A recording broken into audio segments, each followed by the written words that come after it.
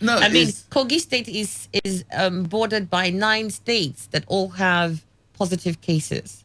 no, whatever happens, it's just like when people tell you that NMA in Nigeria is trying, which I agree, they are trying, but that they are trying is what has made Nigeria not to record very many deaths. I said no, we are just being fortunate. We are not more scientifically knowledgeable than our other areas, developed countries. It's just that we are being fortunate. So if Yahya Bello is back in the euphoria of not having any, and so they will say maybe give him an award, But he didn't cause he's it. not the one. Even if he doesn't have a case, it's not because of anything he particularly That's what I'm did. saying. But in any which case, why the stress on Kogi State? Cross River doesn't have a case. Yobe doesn't have. Ihekwezu should face those areas and leave Kogi State alone. Maybe there's something in Kogi. If Kogi must have a case. Cross River doesn't have a case. Yobe doesn't have. So you should relax. If Kogi wants to enjoy the moment, let them. You have here FCC Northerners as chairman and secretary negates federal character. Chidoka is the one speaking. A chieftain of the People's Democratic Party, PDP, Chief Osita Chidoka, has called on the Senate to reject the nomination of candidates from northern states of Kwara and Taraba as chairman and secretary, respectively, of Federal Character Commission, FCC. Chidoka said the nomination violated Section 4 of the subsidiary legislation, which states that the distribution of positions shall be across the zones. He said it has always been the tradition that chairman and secretary are from the north and south, respectively, for the same reason past governments, including that of Olusegun Obasanjo and Goodluck Jonathan, had appointed northerners as chairman and southerners as secretaries. According to Chidoka, where the number of positions available cannot go round the states of the federation or the federal capital, the distribution should be on zonal basis. But in the case where 2 positions are available, the position should be shared between northern and southern zones. The former aviation minister recalled that when President Muhammadu Buhari appointed Mohammed Bello Tukur, the legal advisor of Miyetti Allah Cattle Breeders Association of Nigeria, as secretary of the SCC, many thought it was to pave the way for the first southern chairman of the commission. He instead, in a rather brazen act of penultimate acting chairman, Malam Shatima, rather than hand over to a southern commissioner, handed over to the secretary of the commission. President, in violation of Chapter 2 of the Constitution, aptly named fundamental objectives and directive principle of state policy that provides in Section 13 that, and I quote, it shall be the duty and responsibility of all organs of government and of all authorities and persons exercising legislative, executive, or judicial powers to confirm, to observe, and apply the provisions of this chapter of this Constitution. Has appointed a chairman, and end of quote, has now appointed a chairman in violation of the spirit and letters of our laws. Well, it's a matter that is in the Constitution. Always when people are talking about Constitution, I say, Constitution does not activate itself. It is humans that activate it. And when there is an official of government, especially at the presidential level, who does not want to activate some chapters or even subsections or sections of the Constitution, well, if you talk finish, you rest. Simple. Now, according to Chidoka, if the positions are 2, North takes 1, South takes 1. And that has always been the norm. That is equity. But if it's not done that way, like I said, talk to you from today to tomorrow. The irony of it, Emmanuel, is that it is even with the Federal Character Commission. The commission is supposed to champion federal character. You understand? Of course. That is where it's so glaring that even in the arrangement of its management, it is lopsided. There are certain appointments in this administration that goes that way, but it's not what one should be killing oneself, because those in authority execute exactly what they want, especially in Nigeria, without the wish of the people. Oh, and let's not forget that Mohammed Bello Tukur is appointed the legal advisor. Who is the legal advisor of Miyetti Allah Cattle Breeders Association? Is the secretary, appointed as secretary of the FCC. So when this happened, he says, well, we all thought that the chairman will come from the south. I didn't. And that's what I'm saying. What is he going to do about it? Well, somebody needs to speak up. No. The Senate, and the Senate knows what the rules are. So why wouldn't they reject that and say, well, unfortunately, we can't have this as the chairman of this commission because we already have a secretary who is from the north. You see, Annie, somebody has to speak up. Annie has spoken. Now Chidoka has spoken. You see, all the others that are not speaking, it's not that they have boils on their tongues. It seems they have. The fact remains that speak from now till any year, no change. Will you kill yourself? Well, let's move on to something else. Trump says we'll soon resume traveling next. We'll resume traveling next week. U.S. President Donald Trump said on Wednesday he'll resume flying around the country from next week and looks forward to holding wild campaign rallies as soon as he can. Sometimes the way the man talks, wild, they didn't qualify. Let him go on. Hold wild campaign rallies. After all, I keep on saying it. I never thought you would have won Hillary.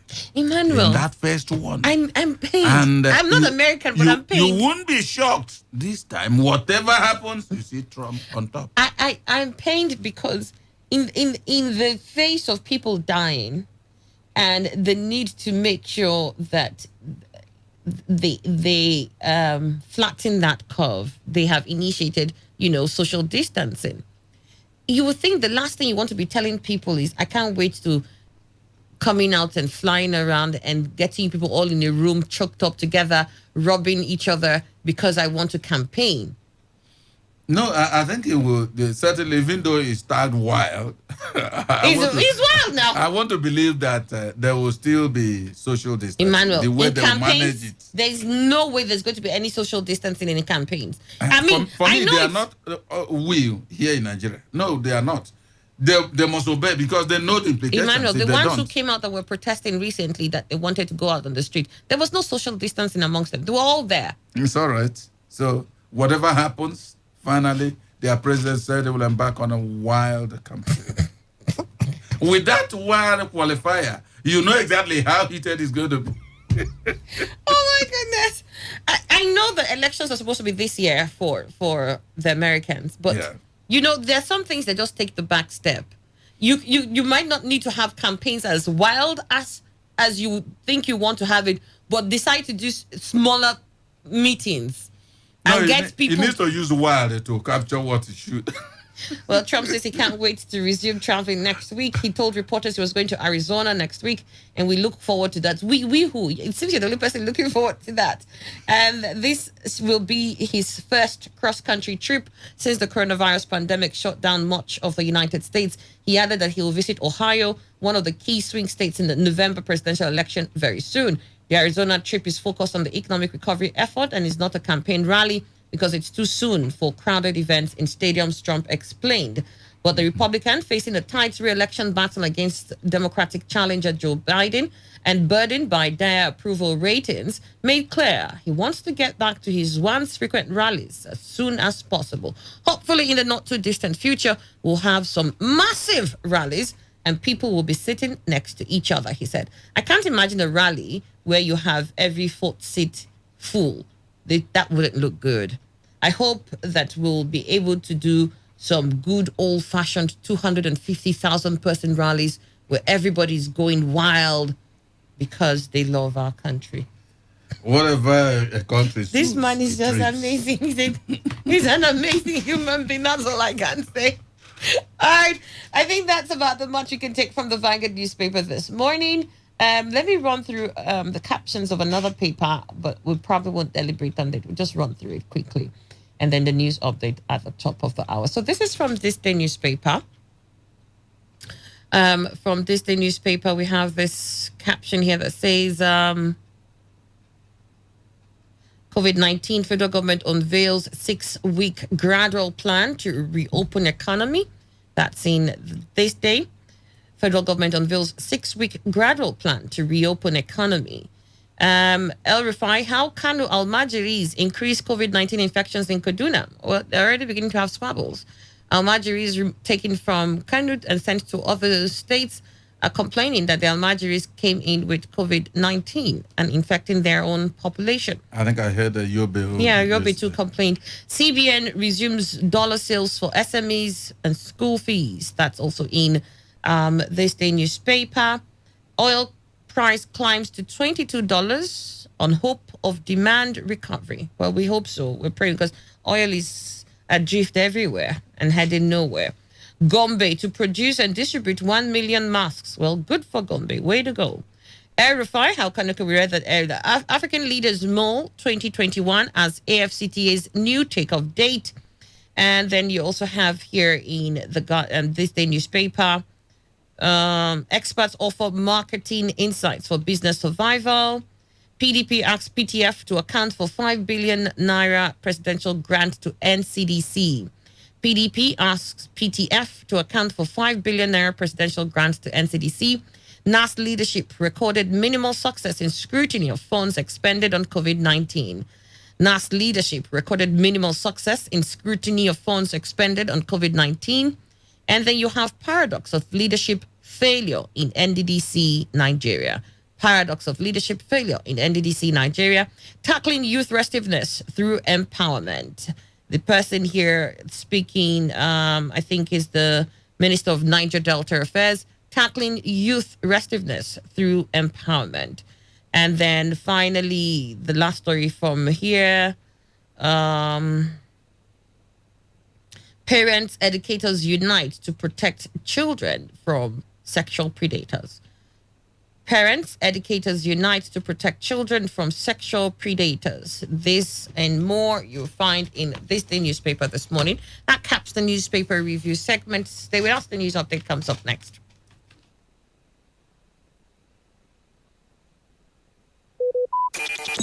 Talk radio. I listen to a lot of talk radio. 95.1 FM.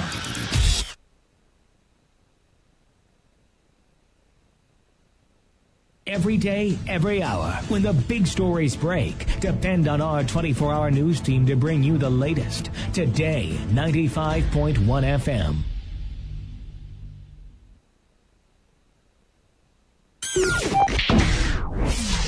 Today, 95.1 FM. Port Harcourt. News update.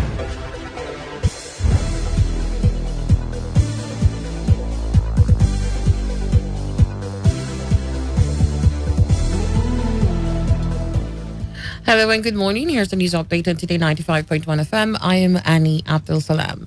The Niger Delta Development Commission, NDDC, has placed some members of staff on mandatory leave with full benefits pending the conclusion and outcome of the ongoing forensic audit. This is contained in the statement by NDDC's Director of Corporate Affairs, Charles Odeli, and obtained by our news desk. Odeli stated that the action is based on the advice of the lead consultant on the forensic audit exercise, which has been accepted by the Interim Management Committee, IMC. The staff sent on mandatory leave, who fall into three categories, are those indicted by the security agencies like the police, ICPC, and the Economic and Financial Crimes Commission, EFCC, for acts of impropriety, and those whose acts are the subject of investigations by the forensic auditors. Also affected are those who held key and sensitive positions in the commission during the period covered by the forensic audit and whose continued presence in the commission may interfere, impair, undermine, or compromise the objective forensic auditing of the affairs of the commission. The NDDC added that the mandatory leave takes immediate effect and the affected staff have already been notified.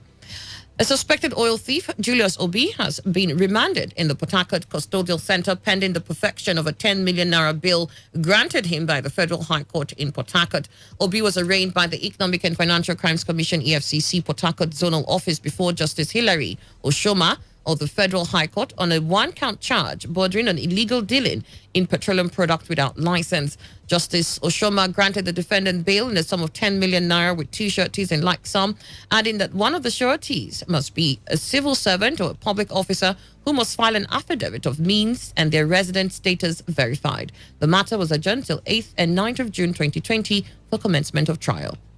48 COVID-19 patients have been discharged from Lagos State isolation centers. This was disclosed by Lagos State Governor Babajide Sanwo-Olu during a media briefing in Lagos. The governor said 47 of the newly discharged persons are Nigerians, while one is from Greece. The Presidential Task Force on COVID-19 has said the move to reopen Nigeria's economy will be done in phases spanning into 6 weeks. Chairman of PTF and Secretary to Government of the Federation, Boss Mustafa, during the daily briefing in Abuja, said the 6-week plan will be divided into 3 of 2 weeks each to allow for a gradual progression. Mustafa said the essence of easing the restriction is to help the gradual reopening of the economy to provide help for Nigerians. While speaking on the effort of the federal government to manage the COVID-19 situation in Kano, Boss Mustafa hinted on the need for researchers to start examining possible solutions to the virus. And on the foreign scene, Prime Minister of Guinea-Bissau, Nuno Nabiam, has tested positive for the novel coronavirus alongside 3 members of his cabinet. The Health Ministry said the Prime Minister Nabiam, Interior Minister Bosh Kande, and 2 other ministers were diagnosed and have been quarantined at a hotel in the capital, Bissau. Guinea-Bissau's Minister of Health, Antonio Dinois, did not provide details of the official's condition or treatment, but warned the country's rate of infection could rise. The West African nation has so far confirmed more than 70 cases and 1 death. And that was the news update on Today 95.1 FM. Do not forget, take responsibility. Wash your hands frequently with soap under running water. Avoid touching your face in high contact surfaces to prevent coronavirus. I am Annie Abdusalam. So have a good morning. This is Today 95.1 FM, Port Harcourt, voice of the people.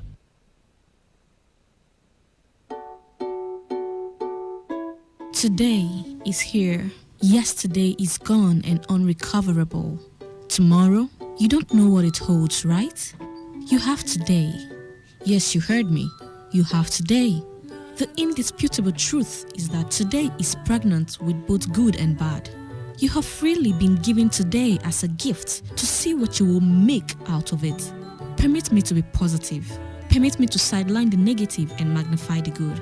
Permit me to espouse on today. Today is great. Today is wonderful. Today is targetable and targets can be achieved. Today is domineering and you can be dominant. Today is a conqueror and goals can be conquered. Today is challenging and you can challenge yourself for the better. Today is cheerful. You can choose to be happy. Just in case you're sulking, saddened and feeling sorry for yourself. Enough of the wallow in self-pity. You have today. I mean today. A journey of 1,000 miles starts with a step. Take that step today. Opportunities are everywhere. Just be sensitive. Build on yourself and get ready for the opportunity. Be the best you can be today, because I see the sun smiling on you.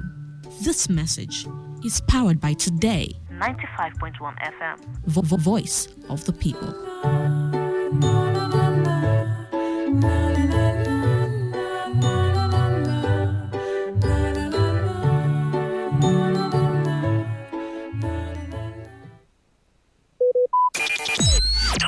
Talk radio. I listen to a lot of talk radio. 95.1 FM.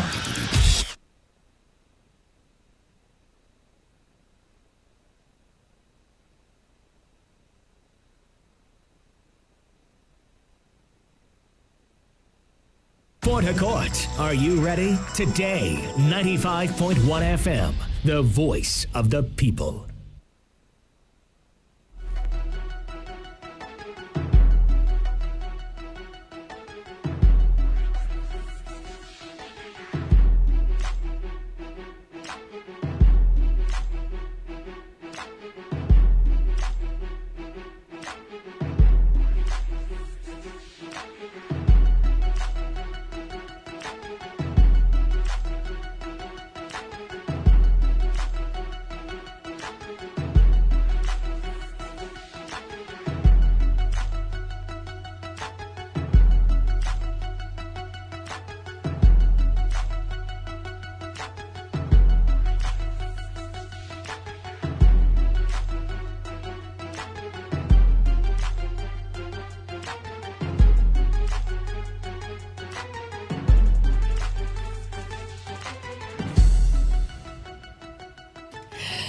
It is exactly 10 minutes after 9, and you are listening to Today 95.1 FM. Welcome to the show.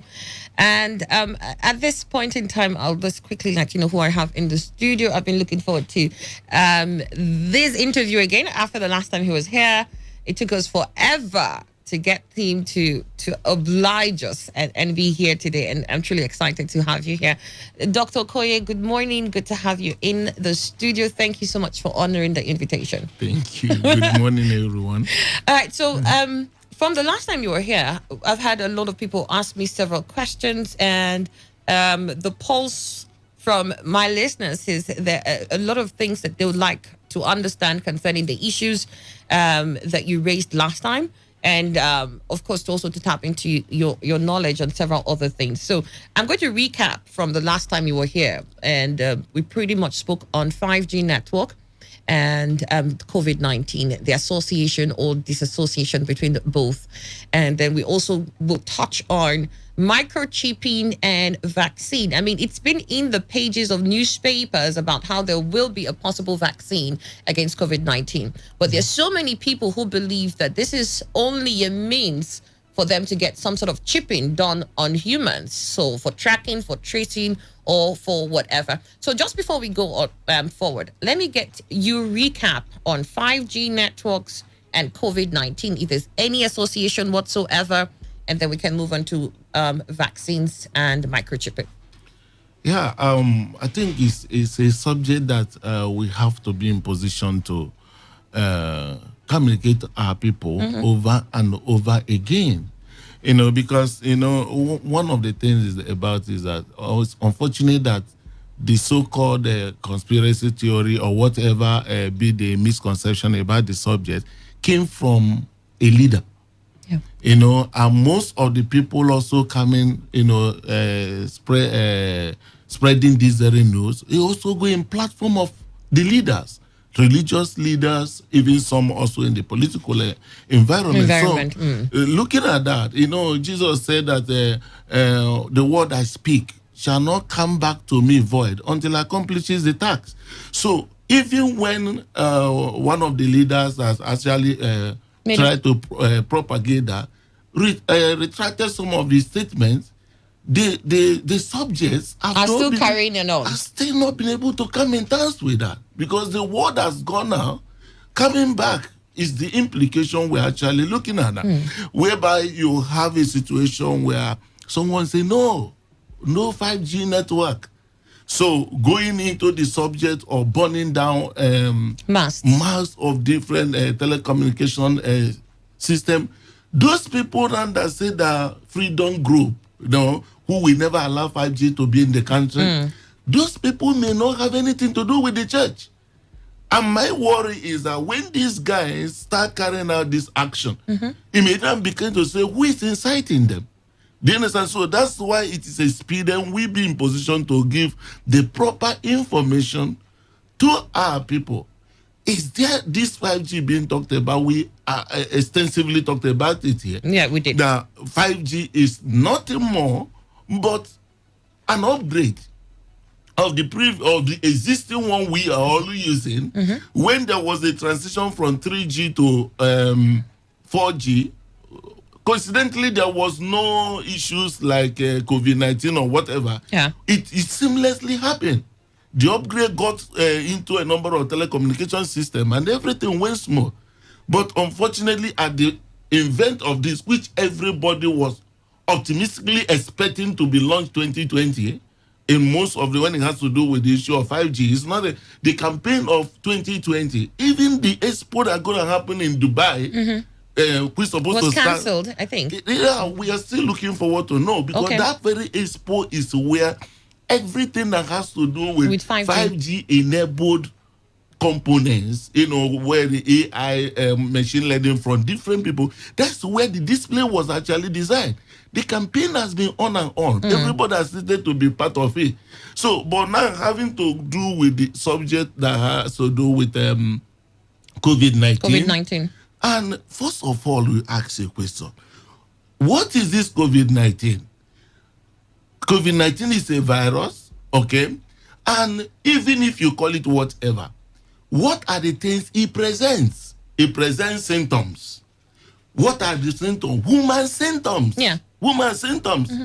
which you have about 20 points of it for you to say this person is likely to have. One is that this person will have headache. This person may have a fever. It may have the issue that has to do with sore throat, cough, body pain, and all this one diarrhea. They have about one point. All right. Then you go further to say this very person that is having this very problem, is there any form of weakness, or is there any form of respiratory distress or fatigue? You give those 1 point. Then you now ask, does this person travel to somewhere? And if it is where he has traveled abroad, is it an endemic place he has traveled? Is he in contact with the person who has suffered COVID? These are all of the things that when you have to do with symptomatically, you say the person is having these symptoms I talked about. Now, we are talking about 5G being responsible for COVID-19.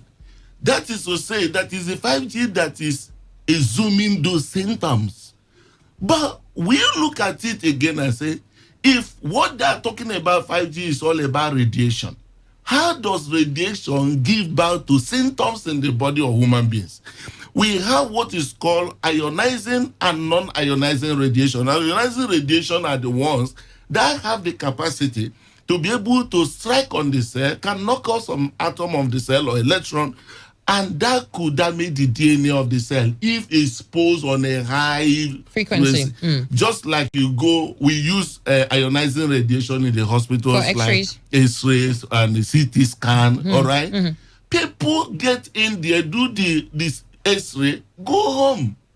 If this X-ray being ionizing could cause symptoms of such as what they are talking about COVID, which means when people go into X-ray room or hospital and they are coming and they are coughing, they should have fevers. They have this. In fact, they should all be admitted or be quarantined. You know, kind of a thing. But we are talking about what is called radio frequency, which is within what is called non-ionizing radiation.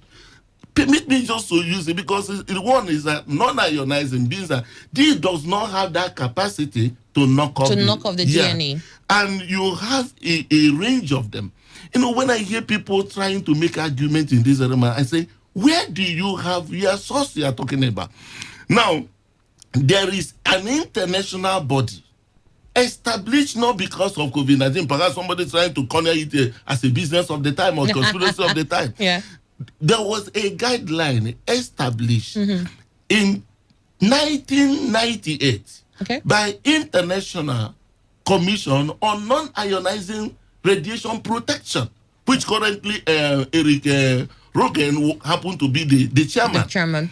So this was established as a guideline that within a woman's safety of exposure, when you talk about radio frequency, that's electromagnetic force, it ranges from kilohertz. The hertz is what you use to measure frequency, kilohertz to billions of it when it has to measure. So you have the kilohertz to gigahertz, all right? And from this measured gigahertz, that this is within human safety. Above that 300 where you meet the sun, which is have the ultraviolet. So it's a borderline between the ionizing radiation and the non-ionizing radiation. So you have the ultraviolet from the sun. And because this ultraviolet, lucky enough, 95% of it is absorbed from the sun, by the earth.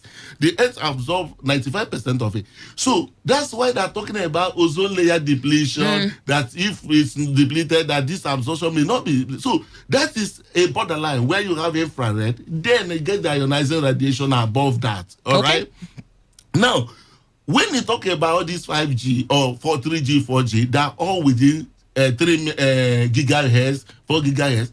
Now, because of the level of the data 5G is to carry, it goes on what they call millimeter waves, all right? Whereby it could be in position to carry a large data but on a shorter distance. What that implies that it is within the range of 24 to 60, even in United States now, what is being installed, which is not yet in use, which is not yet in use, is in 38. is 38 till 28 and currently, but 28. 28 and can move to up to 38 from the size.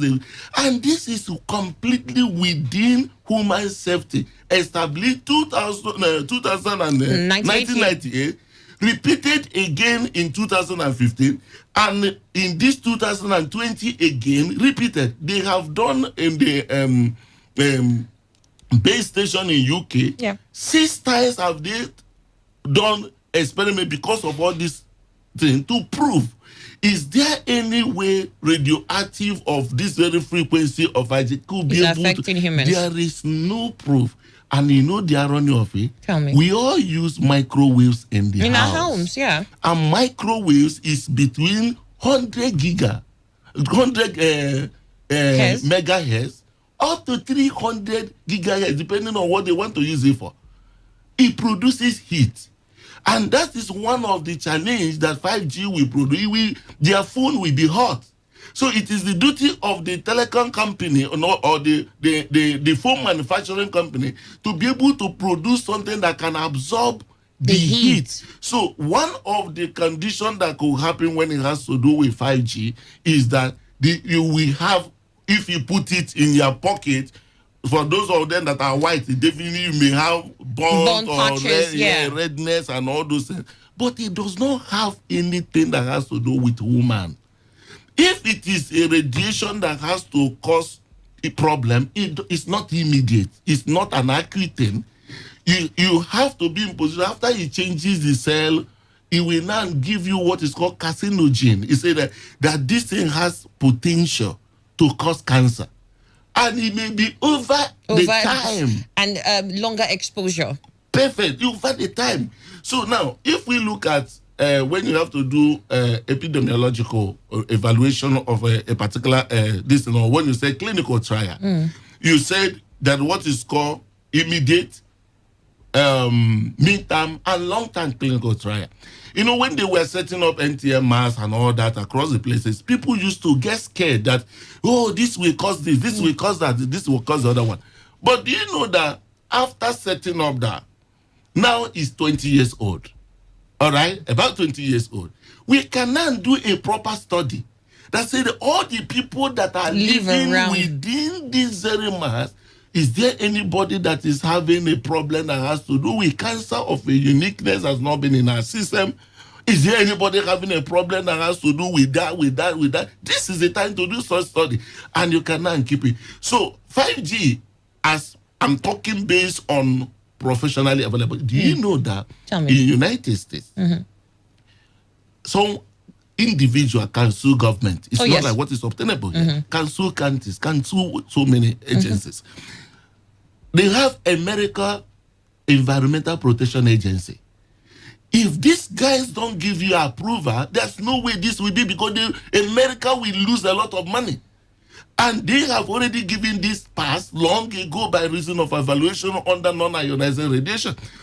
Australia have a very strong policy when it has to do with nuclear exposure and all that. So they have this OPASA, Australian Radiative Protection and Nuclear Agency, Nuclear Safety Protection Agency. They have it. They have also done this very test, which individuals agency also repeated in 2015, and all confirmed that the range of 100 megahertz down to 300 gigahertz, they are all within human safety. Woman safety. So what I'm trying to just put across is that for us not to create a problem whereby we go unnecessary panic, destroying telecommunication. Most people, businesses are now online. Yes. Most people will lose their job. Economy will start going down because of ignorance. And worse still, we are in a case of COVID-19. We are not yet out of it, getting the solution to it. we are now want to compound it again, coming into the church to shout, we will not agree on the issue of COVID. I will pause you there, especially when you said we're in the midst of COVID-19 and we're still seeking solutions. I want to move to the vaccines and microchipping, because in getting a solution for COVID-19, a lot of speculations has been that there'll be a possible vaccine in the future, and that if you get the vaccine, you'll be unable to contact COVID-19.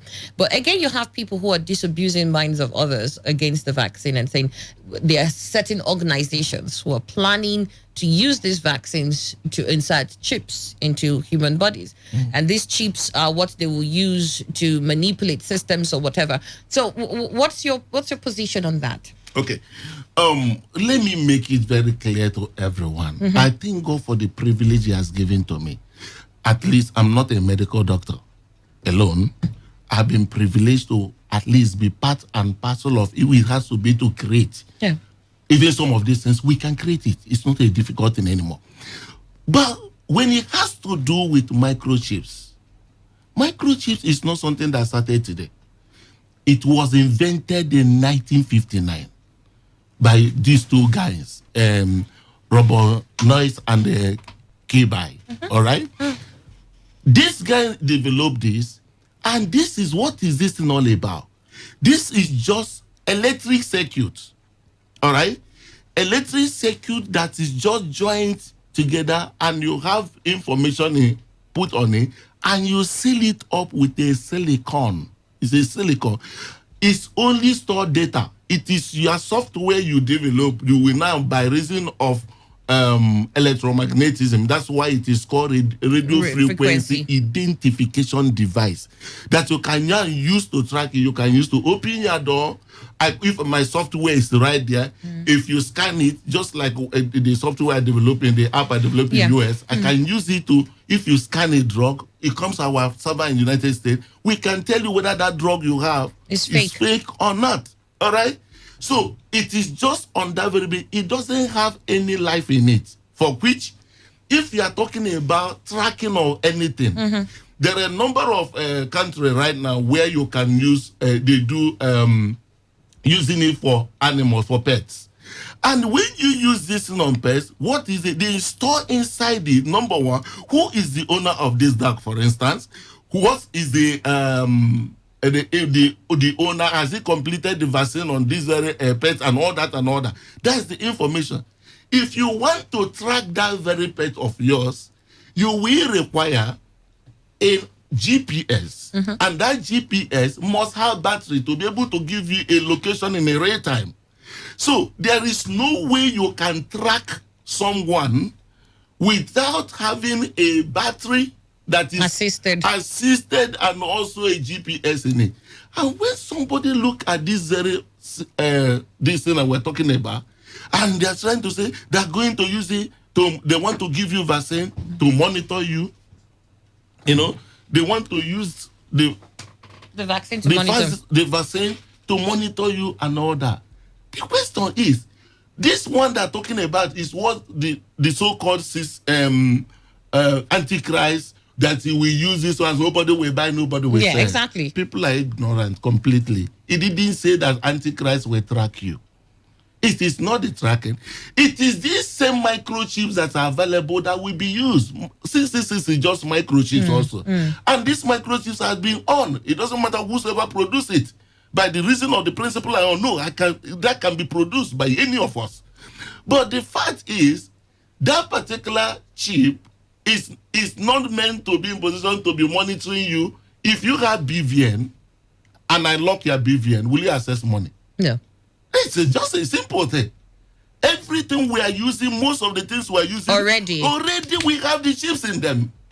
If I be the one that control it, I can tell you now, my friend, that your account is. That's why EFCC can freeze somebody's account. My friend, this they flag it and that's all. So when you are trying to put it as a, they will now use the vaccine as a means of your tracker, is madness. Now let's get over to this very subject, because it is quite expedient that we be able to understand that if we continue in this kind of misconception, we're going to kill so many of our children. Like what happened in the north, where they used to have and say, vaccine is one thing or the other and the other one. Most of them will not take. That's why even when the polio was eradicated in this side, over there, it was still having a lot of issues with them. Do you understand what I mean? Yeah. So, the truth of the matter is that I'm not for against, because there's an agency we have in Nigeria which will be able to, when any vaccine is available, they should be able to certify use of vaccine. I'm not talking about it on the basis of 5G, on the basis of COVID-19. Everybody's trying to find a solution for now. That's a different ball game. But being able to link this together, this microchip comes in solid form. It's a silicon base. There is no other microchip that is not silicon based in the earth today. If they inject you a liquid and a form, let's assume that is when it gets into your body, will now form something, it will cause a vascular block. You will have cardiac arrest. Wow. If you fly inside the brain, you may have pulmonary embolism and the person will die. The microchips that have been put can only be below the dermis. Under the skin. Under the skin. There's no way it can't go inside the body. If it does that, the person will be gone. So by whose?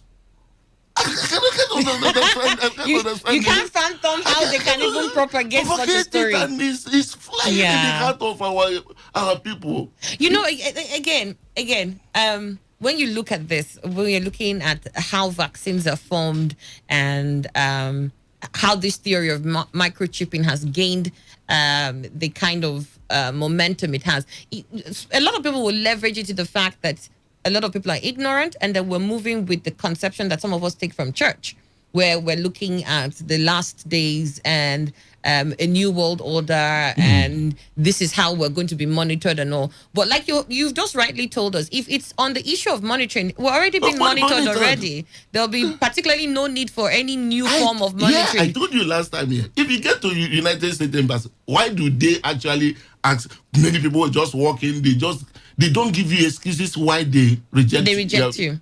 Yeah, they can check out even all the things you have been doing in the net. It can be traced. So when they look at where you have visited and what kind of people are you relating with, what kind of reason, they can confidently say, no, you are not welcome there. So there are a lot of things we're already using that when you talk about tracking, your phone can be used to monitor whatever that is being monitored. Do you understand me? Because you have all these devices already. So, but the fact is, why are we afraid of this? Where are God's children? In the midst of all of this. In the midst of all of this. Why can't we be in position to produce? We are talking about COVID-19, a lot of problems in the country. God is, by God's mercy right now, we are not consumed. And when we're talking about the issue of ventilators and all that, we actually for some time ago, ventilators of 6 million and thereabout. It's been sold 25 million naira. But do you know that the principle of ventilator is something so simple? We can produce, listen to me, I can produce ventilator, give me 3 weeks. I'll produce ventilator in this country. It is nothing. It is a nothing inside that ventilator that's been talked about. But why is it that we have been so, I don't really know how, frozen in our mind? Our mind is, it's a, if this gospel is hid unto them that are bound to perish, when the God of this world are blinded their mind. The problem of the church today is mental blindness. And God said, without your mind, I can do nothing. I can do nothing for Christ's sake. So where are the likes of the Joseph of all of their days in the church today? Where are the likes of the Daniels? The people that can interpret. You said something that gave me an idea. Like these vaccines that we're talking about, and a lot of people are stirring the controversy because vaccine is coming or is propagated by a foundation, a certain man and his wife. I don't want to call them. It's Bill Gates. Now we all know because it's all everywhere. All right. So Bill Gates and his wife, their foundation are supposed to be the ones behind researching for a vaccine. And I don't think anybody really knows how grounded in any religion Bill Gates is. I'm wondering if this was somebody that is grounded in the church, if this was somebody who had his roots in the church and his foundation was doing this. I don't think you have that much fear concerning the vaccination. Yeah, you know what happened is that it's my mindset. when we look at the Bill Gates, okay, Bill Gates is a businessman, number one. Yes. A smart person that could be able to predict. If you know that incident of pandemic has happened every 100 years, a businessman could possibly be the able next to 100 years, there'll be one. I remember that in 2008, the Oracle of Omaha, Warren Buffett became the richest man in the world. And how did he come about it? It was like an opportunity then that he has to leverage on the issue of what is Bank of America that everybody went into recession those days, and he became the richest man. But let us be able to track history. Bill Gates has been the richest man in the world for over 20 years. Yes. All right? And you look at in 1999, following the expanded program on immunization, we started in 1978 that failed. Then 2000, that's the 10 years after. Okay. We also started on the polio immunization, which also didn't work. He, in 1999, was able to invest $150 million US. 150 million in 1999. And that was how they were able to come together, bringing the lives of other donors and Rockefellers and all the rest. Also to be part of this vaccine, this thing which they call Gavi. Yes. And they have in mind that for these poor countries, let them have access to immunization, to vaccination, immunization. That's why there was a period that polio was almost eliminated in our own side, except some of the north that said that they will not accept and all kind of thing. But see what happened here. They sent him in 2007, developed this pneumococcal. He gave $50 million to develop a pneumococcal vaccine, which actually we are all using today. Do you understand? So, but I'm not here to defend him. Somebody will say, does he give me money? Any of us supposed to be Bill Gates. Yeah. Just like you rightly said, why can't he be, if he's a child of God, and why can't he be a child of God? Because we are used devils and demons to paralyze our mind, that we cannot think again. Everything that happens, challenge of life, instead of facing the challenge with the impression of a devil somewhere. A devil, then you get you get frozen in it. Instead of thinking now, even challenge of life, God can even bring it. We're talking about this COVID. There must be something God is expecting the church to be in position to reposition. That's what I'm hammering. Somebody think that I have a very a peculiar passion that this devil. This is the time we need to change.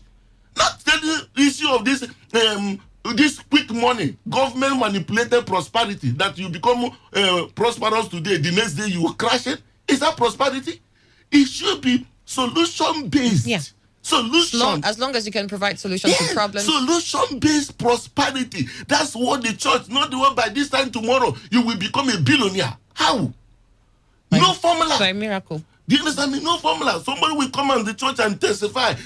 I sowed a seed and somebody dashed me money. Praise the Lord. For how long will you remain like that? It is the most useless mindset I can say that the church can abide in. Where are the people that we're talking about solution now? We are expecting the scientists to provide us solution for COVID-19 so that we go back to the church. Why? We should be stirred up in the inside. There must be something God wants to teach us here that we are not learning. When this is in flow and now we will go back to church and continue the way we used to do. It's completely. Men of Issachar need to understand the time and the season now. Now. There's a need for us to build up human capacity within the church. Capacity building. Where are the? If I tell you what 5G is coming to do, what issue of machine learning, artificial intelligence, and all that, I'm telling you, if this is what COVID-19 provided, social distancing, and all of the that. issue of it will come to a point people may not be going out for so many things, because right there in your house you can cast a hologram and meet your family members, and you people can eat a dinner together. So many things are going to happen. So it is time we need to be in position to start thinking right. You see, the impression I think a lot of us churchgoers have is some of this technology is way beyond what God has sought for us as the world, and that in running in times with this sort of technology is perhaps taking on the act of God. Unfortunate. Like you mentioned, the hologram. Why would God want you to have your mother and father sit with you when they live in a different state entirely? It's unfortunate. You know what? Tell me. God made it clear and said, we are co-creators with him. And he said, he said, you have the mind of Christ loaded in the church. And in the Deuteronomy 28, he said, in that very Deuteronomy, that's 29, sorry. He said, the secret things of God belong to God. But those things revealed about the creation belong to us. But unfortunately, what is playing out in the world today is the parable of the talents. He said that I caused my light to shine upon the just and the unjust. And I caused my sun to shine upon the just and unjust. But the one given to God's children is being buried and waiting for the coming of Jesus, the rapture. And Jesus said, it is not of you to know when I'm coming. Go about your business. The same manner I work, the same manner I will be able to come back. It's not of you to know when it has already appointed. Go back. Continue your business. Expand. He said, go. Prosper. He said, take dominion. Subdue the earth. We were talking about the moon and so many things people are exploring. But the church are just folding their hands waiting the coming of Christ. It's very unfortunate, and when ignorance leads, when the blind leads the blind, they will all fall inside the ditch. You go nowhere. Do you know that in UK, the people that brought the gospel to us, unfortunately, as I'm talking to you right now, get to UK, to most of the churches, you will see the very elderly for those churches that are surviving, and the rest of them are casinos. Because when this technology was expanding over there, this ugly mentality is also playing out. That is the devil, it is an antichrist and all that. Those antichrist, you know what the Bible says? The Bible calls about antichrist. If you read the book of 1 John, in fact, all the 1 John, he mentioned it in 3 places. 2, 18, 2:21. Just like everyone of the first John. He put it that even this antichrist, that anyone who doesn't confess him and say that Jesus come in the flesh is an antichrist. I say, do not be deceived. There are so many of them that are already here. But when he talk about the one that they mentioned, which is the son of perdition, in the book of 2 Thessalonians 2:3, he said that this particular man will not be revealed until there is a falling away. So, I don't know what we are searching for antichrist for Christ's sake. I put it to you. When you talk about 666, yes. Why should I be a child of God and being threatened by 666? God told us already that this will be 666. It's going to come, it's a number. It's going to come also, it's a microchip. There's nothing, part of the one you already using. Yeah. Now, it's going to be someone that will develop that microchips. Somebody. If I be a child of God and I develop the microchip that is of a superior quality, to the 666. So the 666, he may demand for my own. I may not say to him. And if I have an IQ that is of that high, even when they try to formulate one, I can hack it and spoil it, confirming the word that is frustrate the devices of the crafty, enemies, that their hands can perform the enterprise. As a matter of fact, I see that thing that God revealed to redeem. We shouldn't be in position to be panic about it. Rather, we should be able to cast our rod, that our rod should be capable of swallowing the wrath of others. So what is really trying to... And since we already understand the warfare of the time, that it's between science and technology, we must make sure that we have the edge in that. Of course. I got of course, with the mindset, to see how Daniel and the rest of the boys, when they were selected, they said they were 10 times better. Can't we be in position to be thinking right now? And be 10 times better. Instead of coming out again, somebody will tell me, why you are not prospering is one devil or one demon. Go and face that devil. If not, fight her. All right.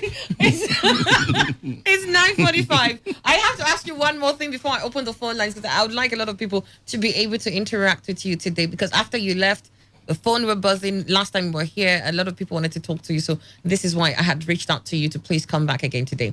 But before we open the phone lines, we've seen where the church itself has taken a back step in these issues.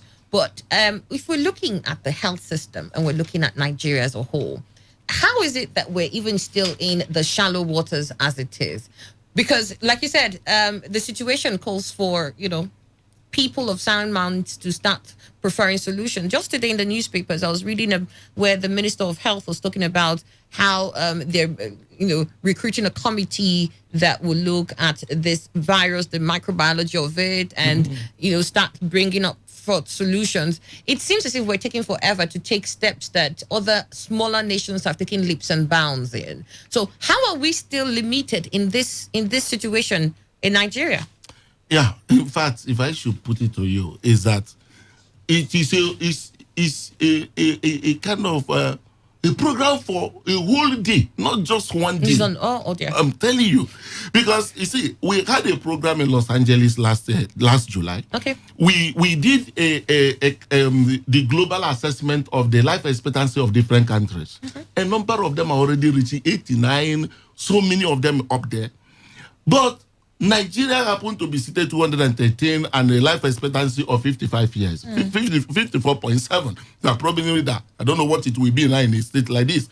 But be that as it may, when I try to look at that particular region of that low life expectancy, I discovered that it's not all African countries represented. Most of the Northern Africans, Egypt, Morocco, Algeria, and Tunisia, they have life expectancy 75 years and above. That's high. How come Nigeria, Senegal 50 years, although Chad or some other Nigeria within the 50 and all that? And I tried to make a map across in that very region, and I discovered that all these ones with very, very low life expectancy report, they are within the West African sub-region who are colonized by either French or Britain or other. So, and I concluded from that the subject of the problem of our country when it has to do with healthcare industry is that we started our government as a slave, and a slave does not care for his health. He only cares for his stomach. Once he get food, he doesn't think about the value of his health. That's why today, as we are, if you have money now, you can buy a car, you can buy anything, you can just the cruise. When it comes to your health, you pray. As a matter of fact, even when you are spending money for your health, it could be paying you. You know they do you. Yes, no. I'll start pricing. It could be paying you. And even when you are spending the money for that very head that is the principle in line with what Jesus said in the book of Luke 12 verse 15, he said, beware of covetousness, for a man's life cannot be compared to the abundance of things he possesses. It will be pain now. That is same mindset we use to fund government. Now, let me tell you. Tell me.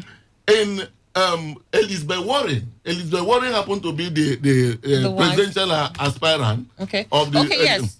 US Democratic Party. You right? So then she made a kind of a proposal of what is called Medicare for all Americans. All right? That free Medicare. As soon as he made that, they sat her down and told her and said, Madam, what you are proposing is impossible in America. Because within 10 years, it will cost America $52 trillion to be able to give free health care to all.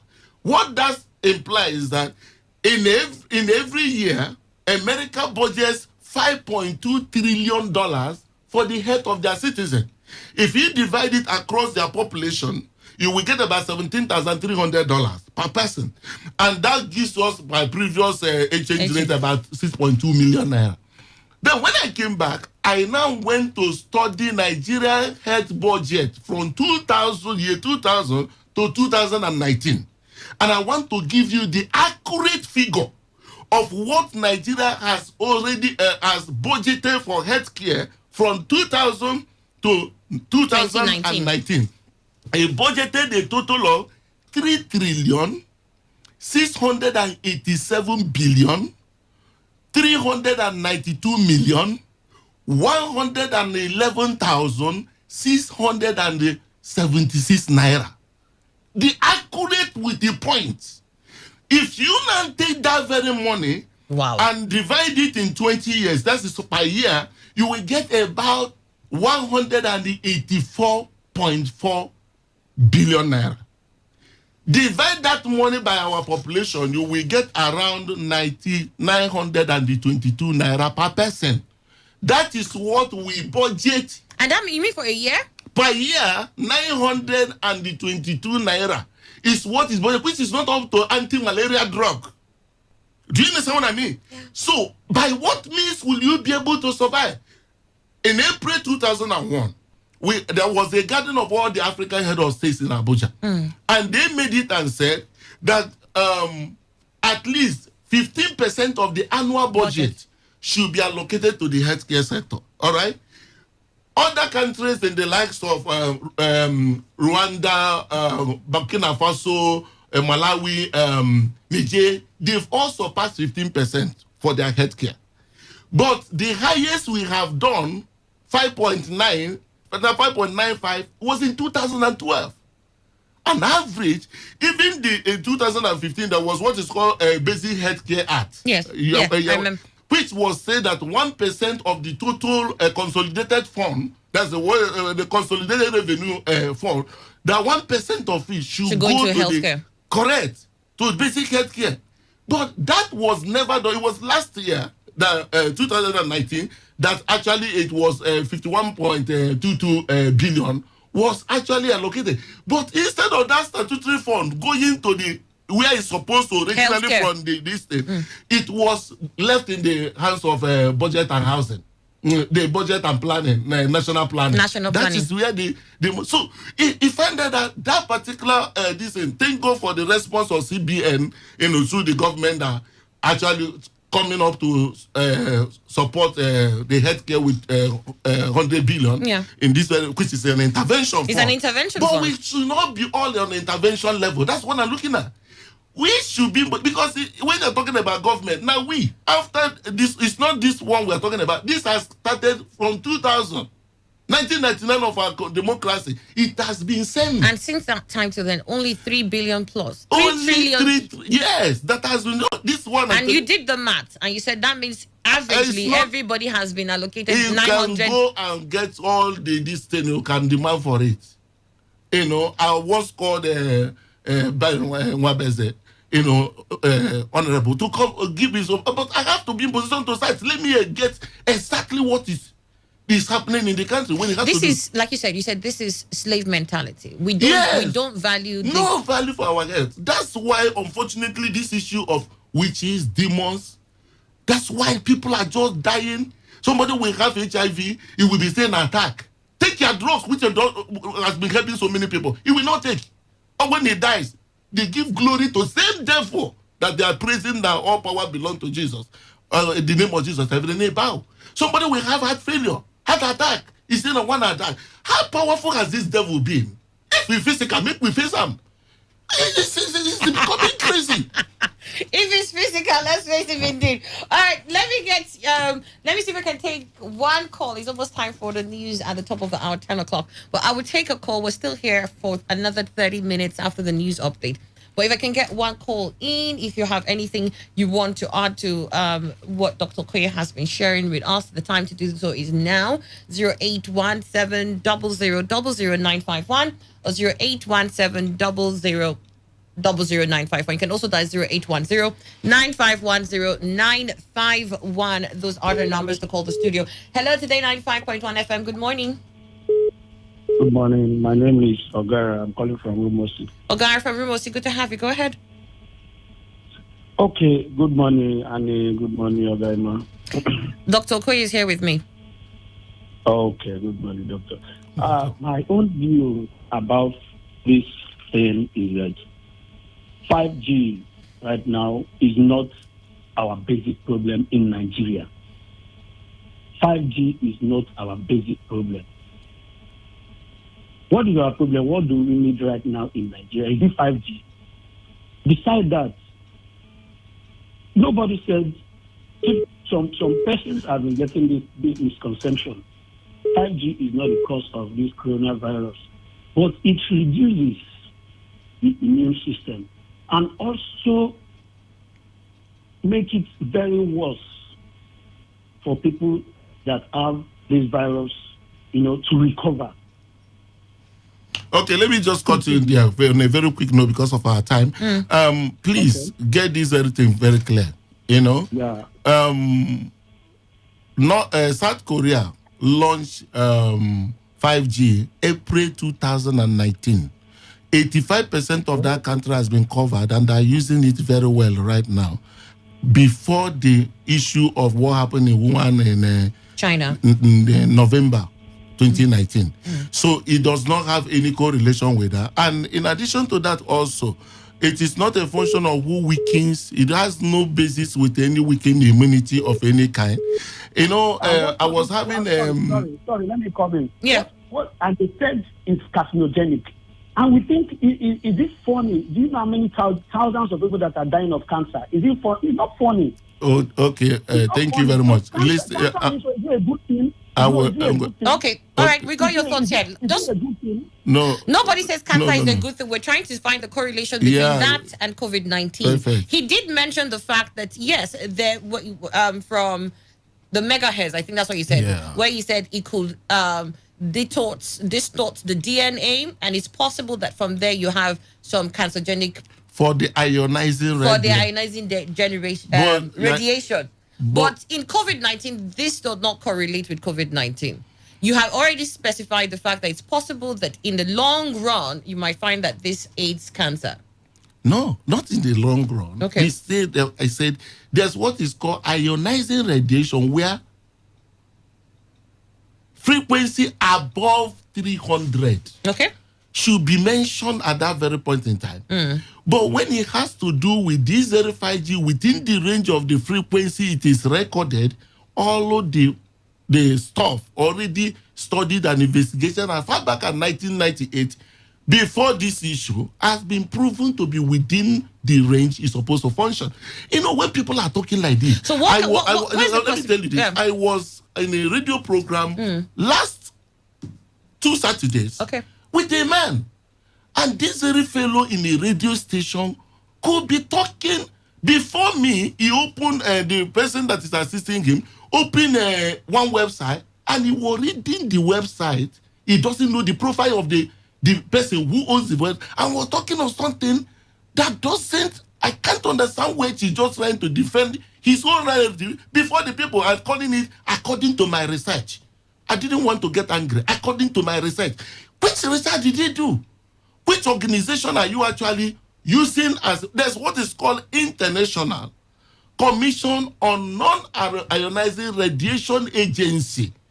This thing has been there. There are a lot of agencies all over, even including Nigeria. I'm expecting that in a very short while, they should be also to talk to us. The NCC should also be able to talk to us.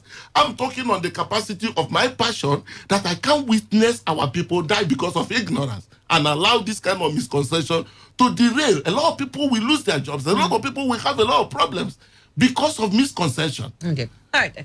Well, stay with us. I will quickly run to the newsroom, read the news, and be back. We'll come and continue with your questions. Remember, the numbers to dial are 0810-951-0951 or 0817-000951. You can also send us text messages. Send them to 0701-933-9962. And when we come back, I will be reading some of them and taking your calls. So there's no need to call me now. Call me after the news update.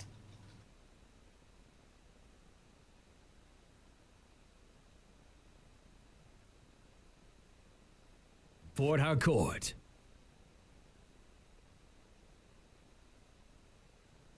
Fort Harcourt, are you ready? Today, 95.1 FM, the voice of the people. Every day, every hour, when the big stories break, depend on our 24-hour news team to bring you the latest. Today, 95.1 FM. Today, 95.1 FM. Fort Harcourt. News update.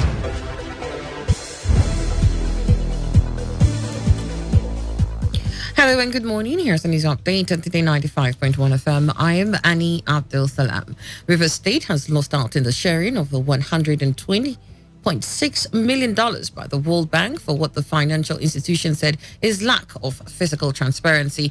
Three other states in the South, including Akwa Ibom, Cross River, and Bayelsa, also lost out on the sharing of the money provided by the World Bank under its Assisted States Fiscal Transparency, Accountability, and Sustainability Program for results. Lagos, Ebonyi, Imo, Anambra, Nasarawa, Plateau, and Zamfara states were also not lucky to share in the money for lack of fiscal transparency. According to the Minister of Finance, Budget and National Planning, Zainab Ahmed, Kaduna scored the highest point in the exercise undertaken by the Office of the Auditor General for the Federation on behalf of the global financial institution and was awarded the highest amount of 309.6 billion naira. The information was contained in a statement signed by the ministry's director in charge of information and press, Hassan Dodo.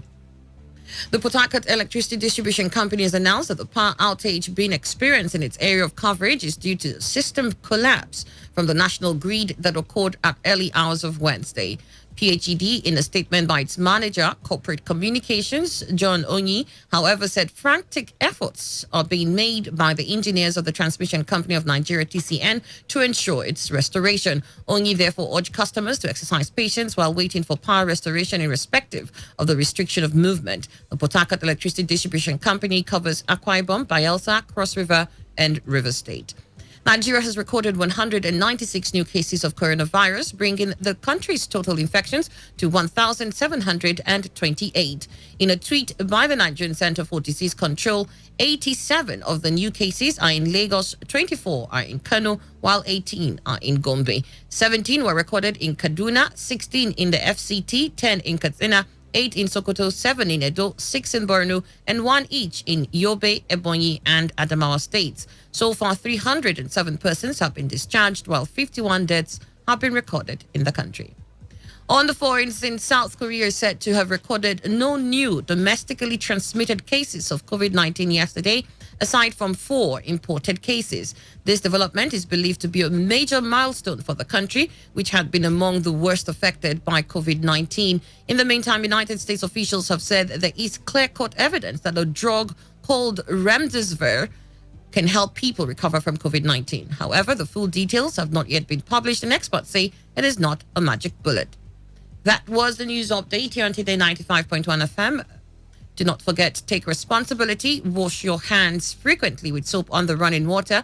Avoid touching your face and high contact surfaces to prevent coronavirus. I am Annie Abdul Salam. Thank you for listening. So have a good morning. Court, are you ready? Today, 95.1 FM, the voice of the people. This is Today 95.1 FM, Port Harcourt, voice of the people. Port Harcourt, are you ready? Today, 95.1 FM, the voice of the people.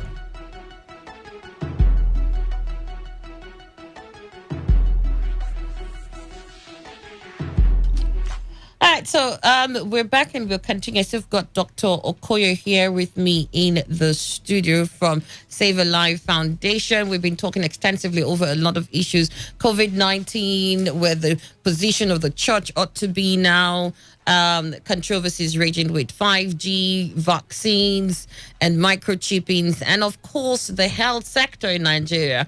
And it's mind-blowing to find out that over the past years, the amount of money budgeted for the health sector is that little.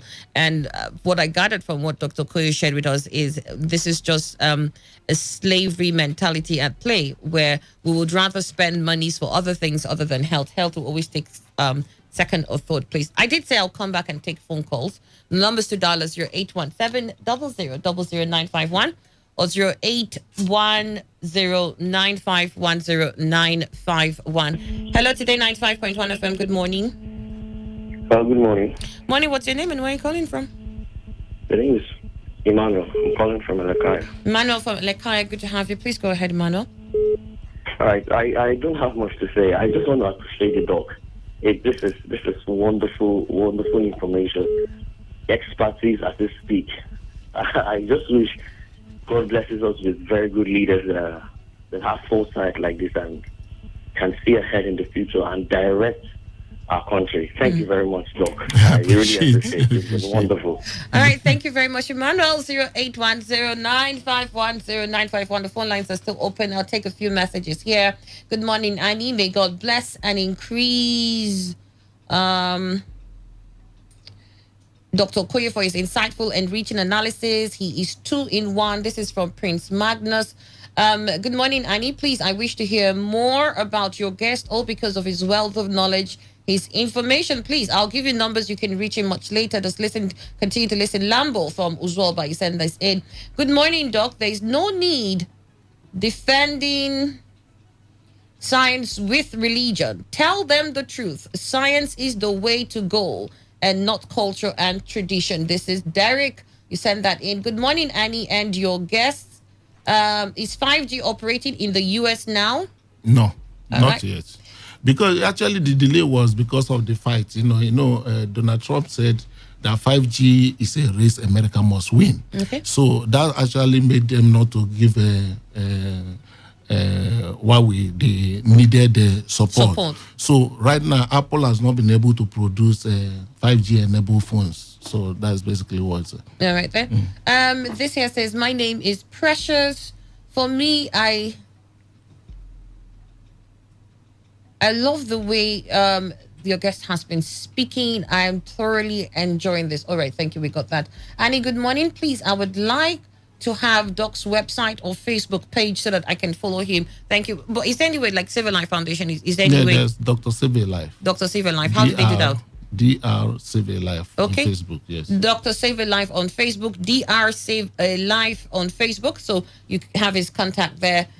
This is from Apostle Joel Hackett from Port Harcourt. Says, this is the kind of person Nigeria needs in all our media houses. I tell you, this is the best program with the right person and on radio right in the recent times. Doctor, God bless you. Thank you, sir. All right. 0810, hello, good morning. Hello, good morning. Morning, what's your name and where are you calling from? My name is Comrade Decent Promise. I'm calling you from Alakaya. Good to have you. Go ahead. Okay, first thing first, I want to say a very big thank you to Dr. Okoye in the studio and you and also for bringing him to the studio.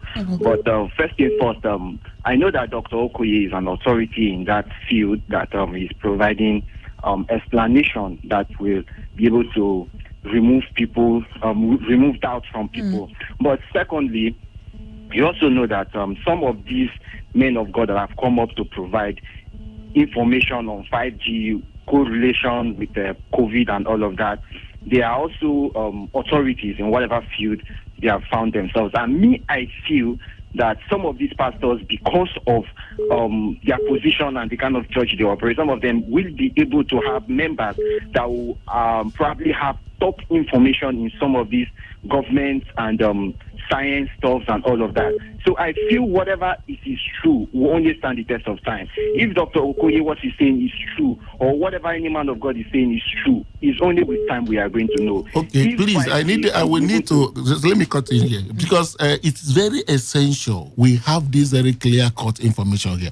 This program is not a contention between what a man of God is saying and whatever, or perhaps men are standing here to say it by reason of professionalism. No. See, let's be very open here.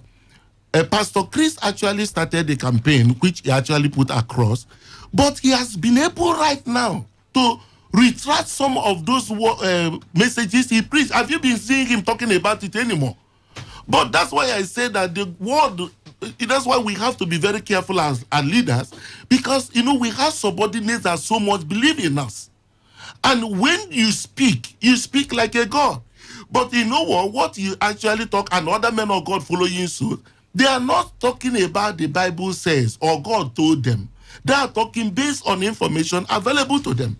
Do you understand what I mean? So, it won't be in position to hold them as part of their integrity or order because it's based on information they got. And they have the passion of their flock to defend their flock against whatever information they got. So what we are doing here is to be able to put the right information, not minding whether it's not a church matter right now. That's why I said, if you continue to, some people took it because of that thing that was being propagated, and start burning NTN mass and all that. There is a law a law of sedition. Sedition can gives a provision where someone can be prosecuted for inciting a violence.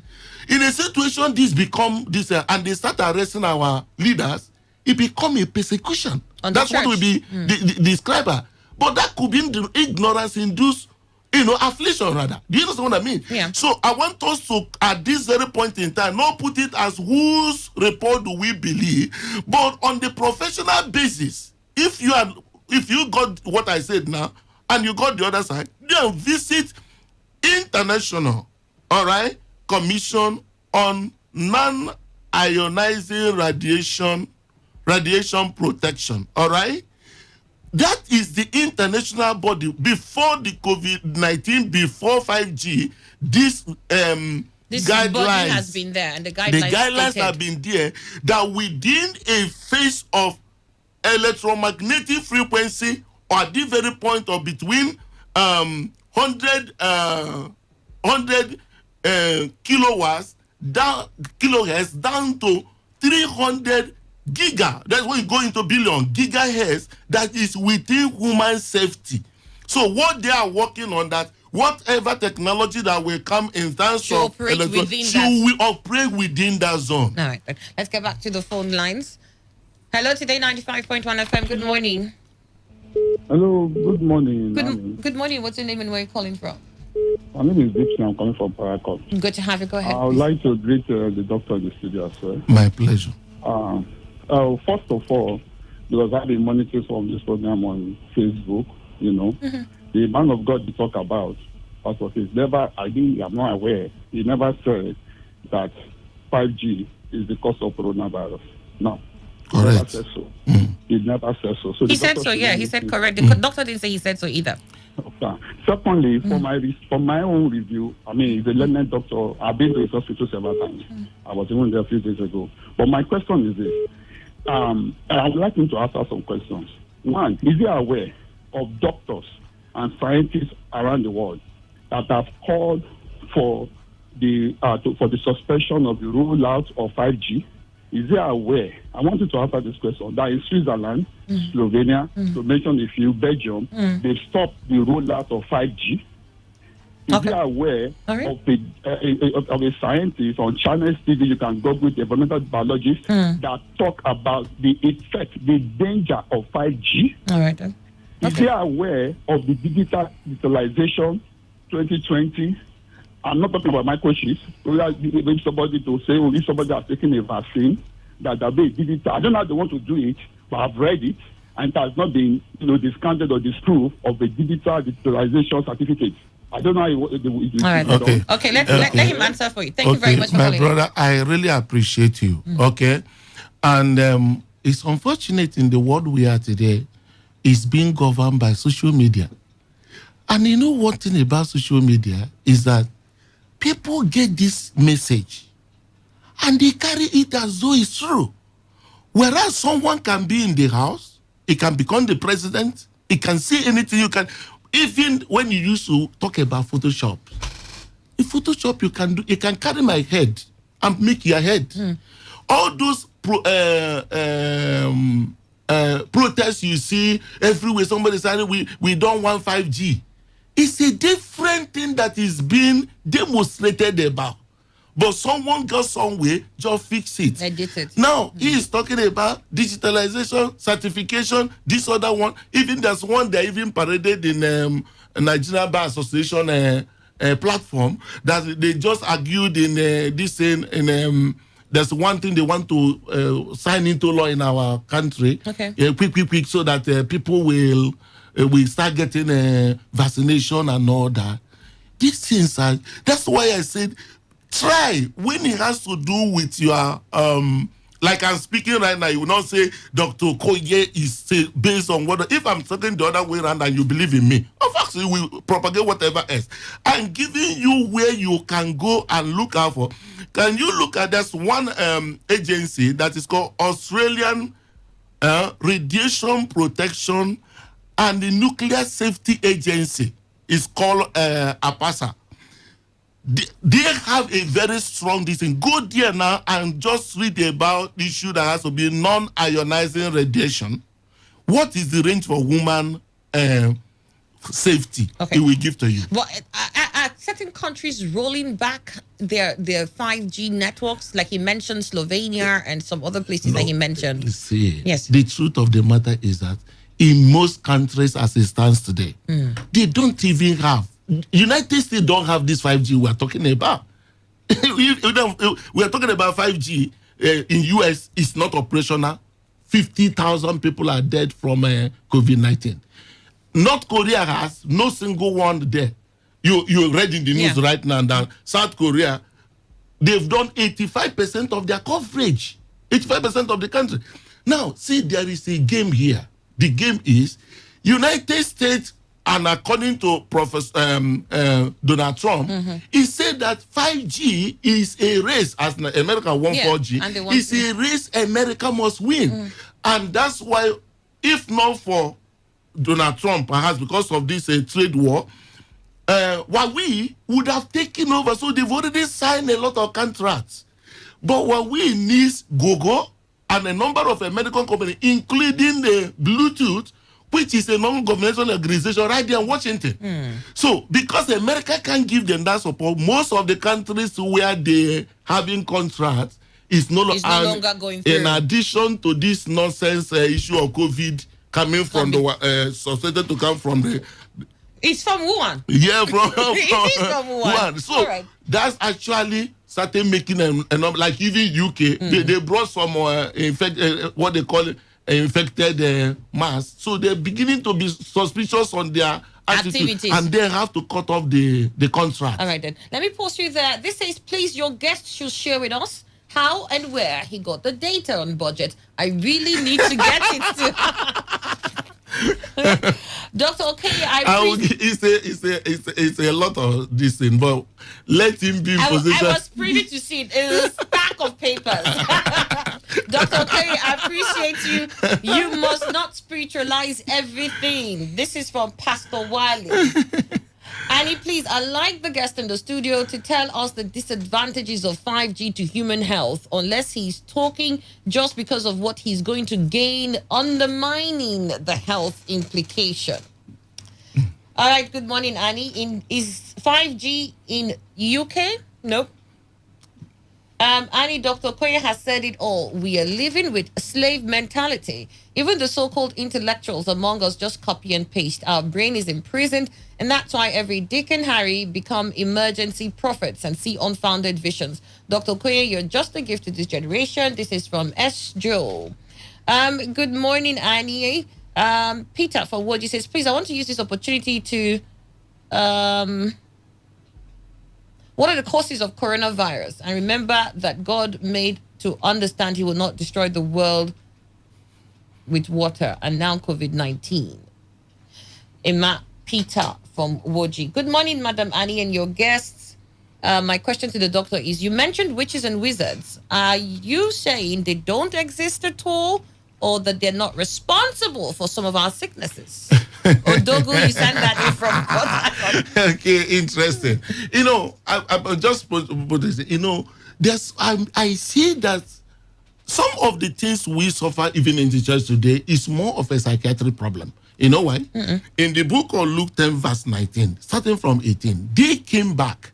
When Jesus sent them to 70, they came back and he said, we said Satans, all those demons, they are subject to them in his name. Jesus didn't want them to lay so much emphasis on the name.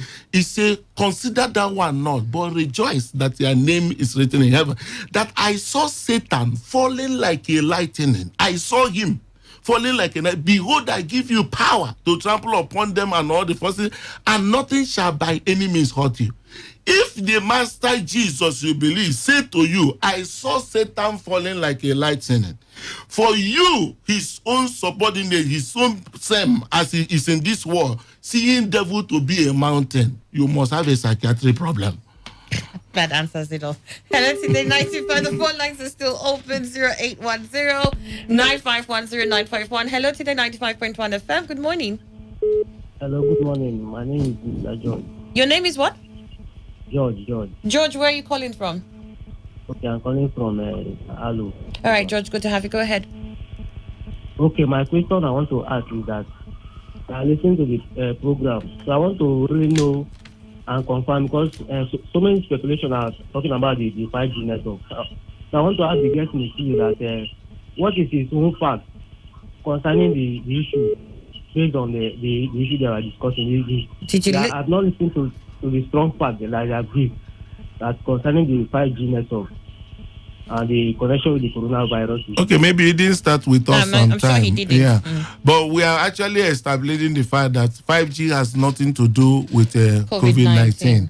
And we also been able to give, there's what is called analytical reasoning. Reasoning in the sense that if you consider the person like Donald Trump was very hopeful that his second tenure will be based on the good economy of America he has been able to build. And if you look at the economic value of 5G is expected that the country that wins it will have the opportunity of gaining 300 million jobs it can create, and also annual gross domestic return of 500 billion US dollars. That looks good.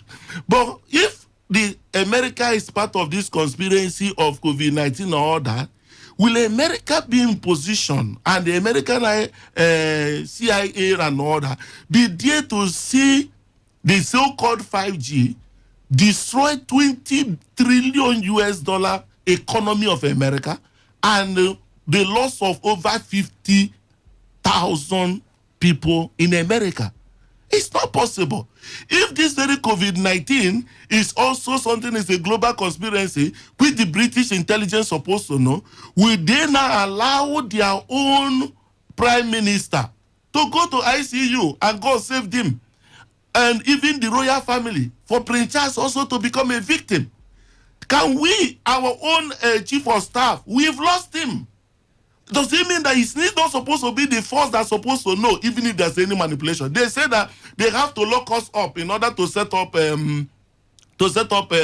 5G. That's why they ask all of us to go inside. Let us think now. The fact is that there is no 5G in Nigeria. Even what they did was a shutting down of their 4G network to see how speed it can be if few people are allowed to pass on it. Be that as it may, if they are setting up 5G, it's only a radio they will put. Yeah. And if it is so bad, those ones that, if they shut us inside, those people that are putting it, all of them will die on the pole. Okay. And how many people even know what the difference between the former 4G and the other one? Dr. Corey, let me pause you so we can get other people also on the show. Good morning, Madam Ali and your guest. My question is to the doctor. Okay, that's mentioned witches and wizards. Thank you, doctor. I'm learning from you. Technology is the way forward to support human race and subdue the world according to God's directive. Oba, you sent that in from Eneka. Doctor, is 5G operating in China right now? Yeah. All right. Good morning to you. I listened to a conversation between the U.S. Senate and the facilitators of the 5G, where they asked them if there any research carried out by the facilitators on the health implications of 5G currently. And the facilitator said there's none. Please, how can you promote a network if you've not established its side effects? Life is spiritual, and you cannot analyze spiritual matters with physical issues.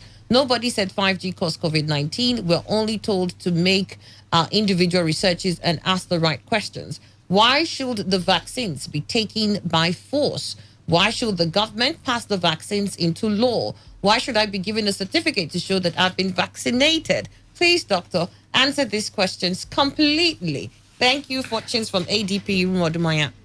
Fine. Nobody has given you any vaccine. The government has not said anything concerning vaccine. There's no certificate we have seen anywhere concerning vaccine. So who is exactly speaking all this?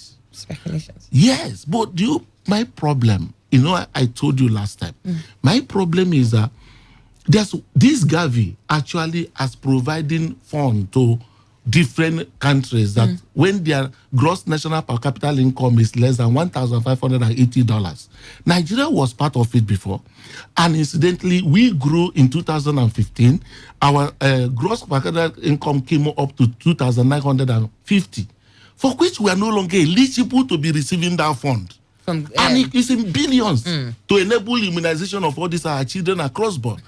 And that started the reduction in 2017 to tamper either in 2022. We've not, if you look at our health budget, he find out that these our children, if we add it to this ugly mentality of vaccine no, we will lose a lot of them. We already having the worst mortality rate of under 5. It's supposed not to be so. So that is my passion, that let this thing not metamorphose into poisoning people's mind. He said, no, don't give my child vaccine. And how many of them can have access to pediatrician, for Christ's sake? And UNICEF said that vaccination or immunization is the basic right of every child.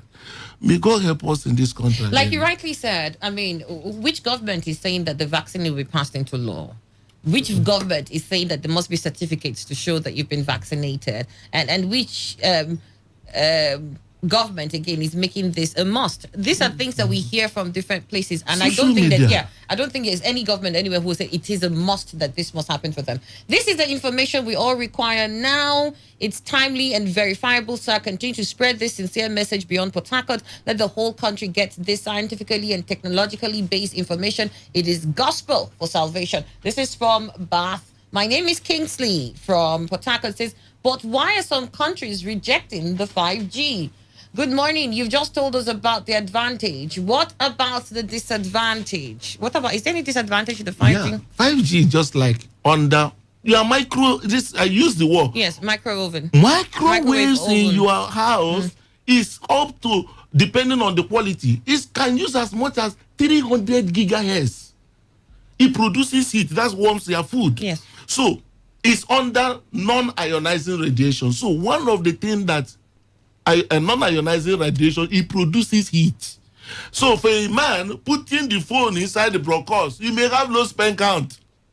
All right. That's what I mean. You may have low sperm count, but it will definitely produce heat. That is it. So all depends on the because all these phones we are using now is not 5G enabled. So when that time will come, they may start modifying what will reduce the heat. All right. At that very point in time. All right. Hello, Today 95.1 FM. Good morning. Yes, good morning. What's your name? Ola. Ola, where are you calling from? Calling from Omadara. All right, go ahead, Ola. This issue about 5G didn't start with laymen. It started with scientists counting other scientists. Just like the doctor is talking about, there are doctors that have raised issues. And what they are calling for, from what I've read, is independent scientific evaluations. Evaluation. What is wrong in that? What is wrong? The doctor in the studio, because he has invested in artificial intelligence, he cannot be telling other doctors like him has called for the 5G issue to be suspended. All right, then. I watched a program on channels. The scientists are saying this thing is harmful. So why should I believe the doctor in your studio? Okay, man. What are your thoughts, Ola? You know, we have respect for our own individual opinion, but let's not your unverified concept now harm you. Now I'm putting something contrary, perhaps, because I have a software company in America. Maybe that is why I'm talking like this, because I want my product to sell. If it is not of a value, I'm a child of God. I'm not Bill Gates yet. All right, but what you will do? Can you do a lot of research and let the person give you information? I will drop a number with you. Yeah. So if there is anything you want, you send me something. I will give you the contact where you can read it. I will also guide you. The ones you can pick, you send it to me. So, doctor, can this be true?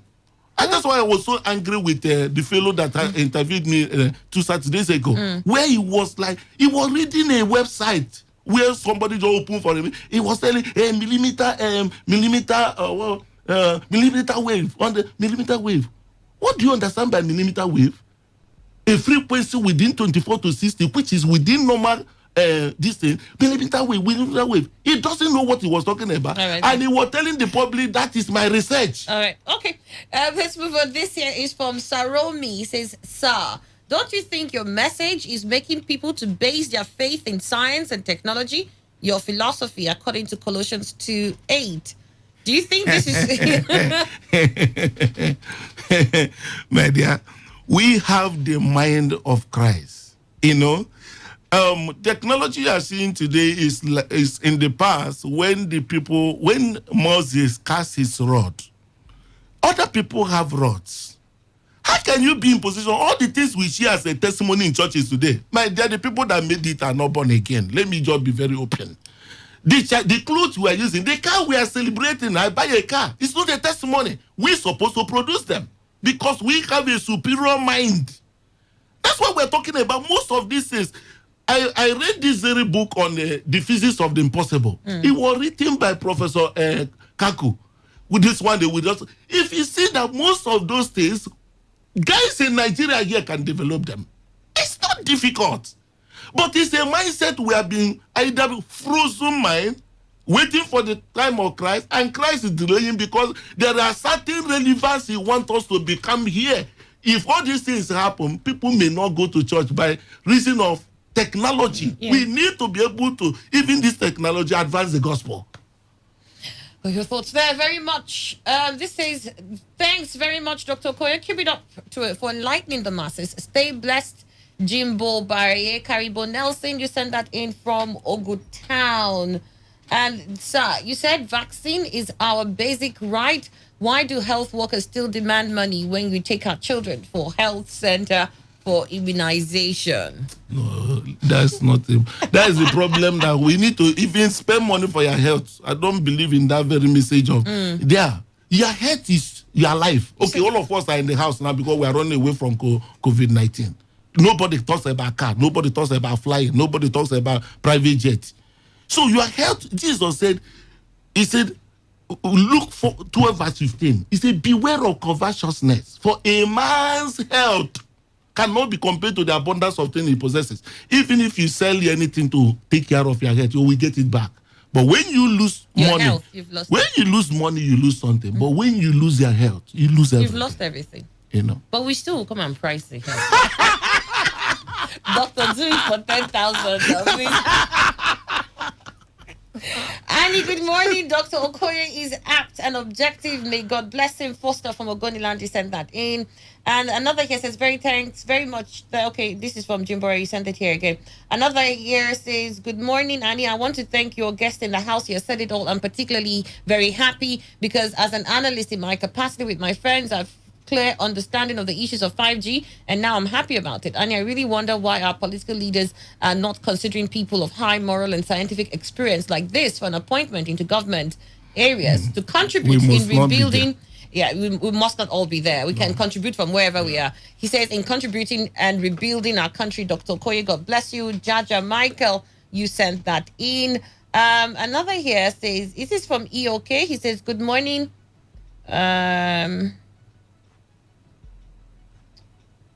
EOK said, good morning, Annie and Dr. Okoye. The unanswered questions are: one, how did coronavirus originate and who's responsible, either in China or elsewhere? We know it happened in Wuhan. They're still investigating who is behind it.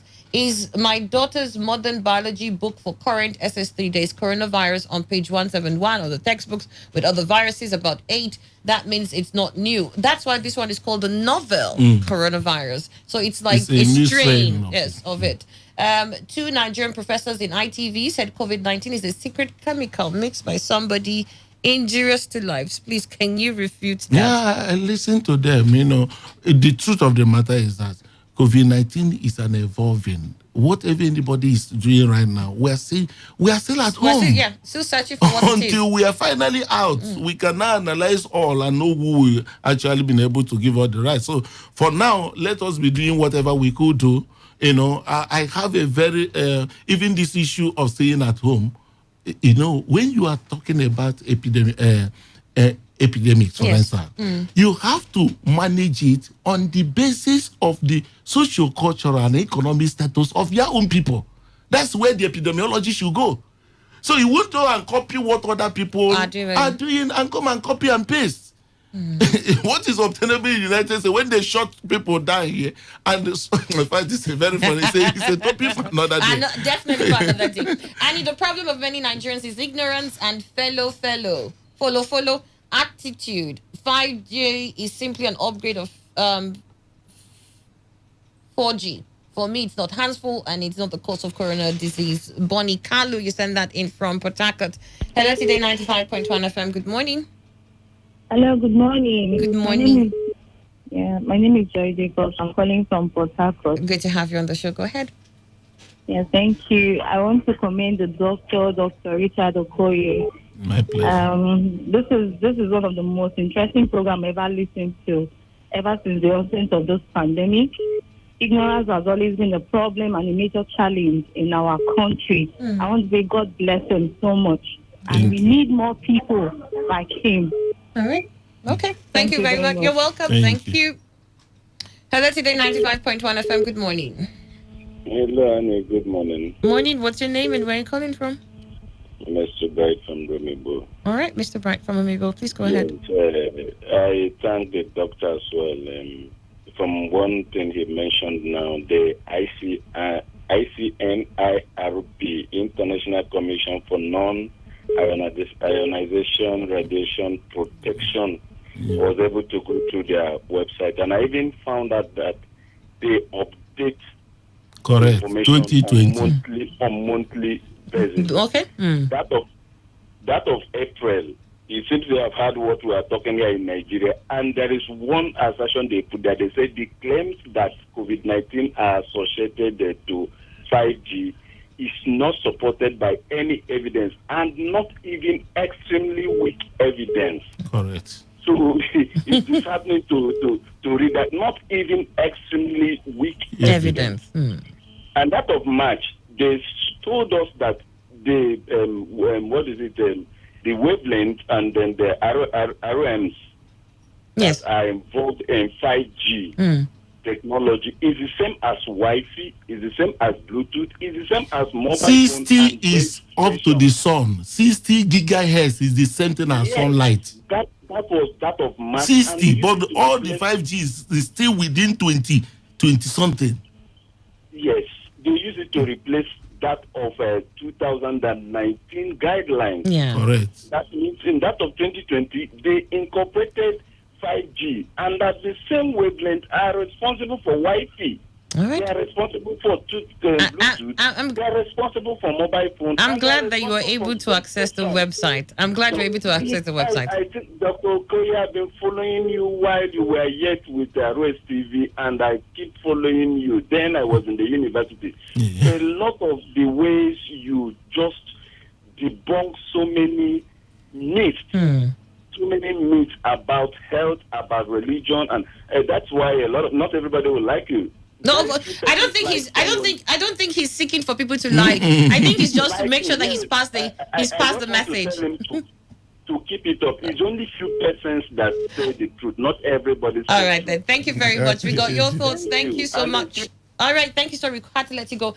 Annie, I want to thank the doctor there. He's totally made my morning. I will go about and preach what he has taught me today. Thank you. This is from Rekena. All right, Rekena from Port Harcourt. This here says, please tell the doctor that people have started refusing immunization. They said it causes infertility in adulthood and that it is a means to reduce population in Africa. That is part of it. And God will help us. I hope so too. I hope so. Good morning, Annie and Dr. Richard. My friend is a field engineer with MTN in Lagos. He said there are 3 5G sites in Nigeria being test run, Lagos, Abuja, and Calabar. Please clarify. Matthew from Rukboko, you sent that He's in. wrong. He didn't know what happened. You know, when you're talking about... Hello, today 95.1 FM. Good morning. Annie, good morning. Good morning. What's your name? My name is LG. I'm calling from Bogota. All right, good to have you. Go ahead. I've been laughing my head out. Okay. Listening to this program. Very good thanks to the good doctor in the studio. So thank you, sir. I've always enjoyed the program that's from my TV days. So very educative programs are thought-provoking. You're more of a philosopher than a doctor. But all the same, thank you. So, I appreciate you provoked my mind this morning, my thoughts, And on a personal note, I think I want to be mentored again. Okay. All right. Yes. correlated the Bible, life, everyday life experience. For me as a Christian, the kind of thing I want to hear. Yeah. Not just the spiritual side. How do I relate the spiritual things that Holy Spirit reveals to me and apply it to my daily life? Yeah. Have dominion, just like God wants me to have in my environment. All right.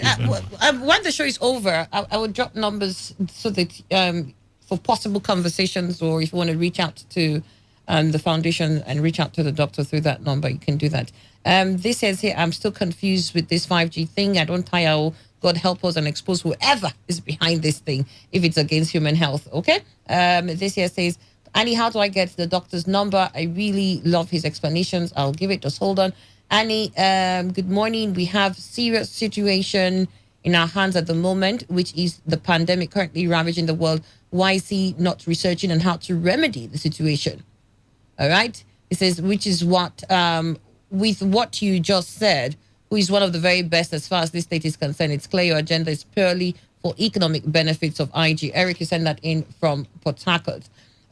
Greetings, Annie and the doctor. Annie, I have been listening to him right from start when he usually say that prayers without medical diagnosis is a mockery. This is from Peter Oyibo. He says, God bless him. Annie, we need a repeat of this broadcast. Stanley from Rumodumaya. Stanley is just saying my mind exactly. Dr. Salem, just appreciate you for honoring the invite. I hope that when I reach out to you again, Doc, please you come. I mean, I haven't read tens of messages here. I haven't even touched them. And it will be unfair if we don't do this again and then these people have an opportunity to get their questions across to you and you sort it out. But just before we left, somebody was asking a question there. He was asking, if I remember, he says, in the issue of, was it immunization now? I can't remember. There was the last question that I missed. I had to pause you there to take the call. But if I remember it, Doc, I'll put it to you so you can answer before you leave the studio. Hello, Today 95.1 FM. Good morning. Hello, good morning, Annie. Yes, good morning. What's your name and where are you calling from? This is Mr. Foster. I'm calling from Ogoniland. Mr. Foster from Ogoniland, go ahead. I really appreciate the doctor because I've been following him right from RS TV. Normally, he's more like a philosopher than being a doctor. The way he quotes the Bible and all that, and he has already made my day. All right then. And Dr. Okoye, please do drop your number so that most of us that are following you will like to call you. Okay, thank you. I want you to be my mentor. It's availability that is a problem. It's availability, really. Good morning, Annie and Dr. Okoye. I feel sad with the rate of ignorance among us. What is wrong with advancing, upgrading technology? Annie, don't be surprised seeing these same people kicking against 5G today, praising the inventor tomorrow. I tire. Doctor, thanks for opening our eyes. Eze Dan from Rumekini, you send that in. Good morning, Annie and the guest in the studio. My name is Gift Anyang from Iche. Doc, can a virus be created? That's what he's asking. Can a virus be created? Yeah, that's exactly what is actually being suspected with respect to COVID-19. Because it's something that can be cautious. Just like you are exposing this fellow to so many things, he can undergo mutation. You understand? So that is something that is still not defined when it has to do with if, as a matter of fact, the judiciary committee leader actually put it that China must be held accountable for this. They must have to open up their system to be properly investigated, otherwise they will be sanctioned. So it's another big issue that's gonna come up across. And maybe when you agree on our next invite, we might perhaps talk on that much later. But in case you need to contact Dr. Save a Life Foundation, you need to contact the Save a Life Foundation and you want to get across to Dr. Okoye. These are the numbers: 090-9306-8579. I'll call that number again: 090-9306-8579. Reach out to the foundation and get across to the doctor if you have any more health challenges or there are other issues, or you have actually done your own research and you think that you need to share an information or get how he had access to the budget, you might want to call that number and get through to him on that 090-9306-8579. Volumes. Yeah, volumes. I hope they'll be able to read it then, because I'm even shocked you had time to read all of that. Dr. Richard Okoye, thank you so much. I'm truly excited that you were able to honor our invitation to come here this morning. And along with so many other people, we're hoping that when next we ask you to come, you'll be able to do that. Thank you very much. All right, then. Okay. If you have anything else you want to say finally as we wrap up, Doctor? Yeah, the summary of it is just actually been able to, at least for one, when it says also appealing to our people. Because whatever happens now, many people may lose their job, many people may have some issue, all of them will say, come back to us. Do you understand? Oh, yes. They will say, come back to us. So let us be able to use wisdom. We say wisdom is profitable to give direction, all right? And it's a product of knowledge. If the one you have is not so clear to you, can you just go, they usually say research and get it from a professional source. All right, then. Thank you so much. And this is where we wrap up on this segment. To stay with us. And most importantly, honestly, I want to challenge God's children. They understand me. This is not the era just to fold. Just like somebody asked me now, can't we be in position to research on the solution? If a child of God brings the solution to the church, will start tomorrow.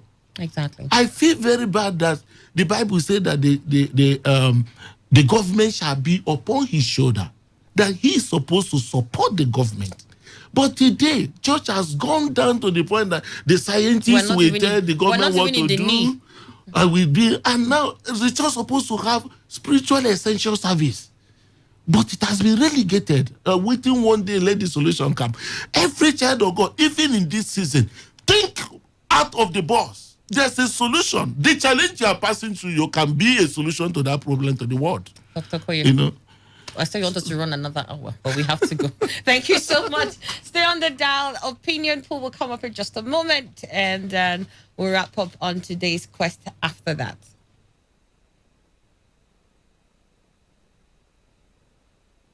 Has never been this good. Today, 95.1 FM, Port Harcourt.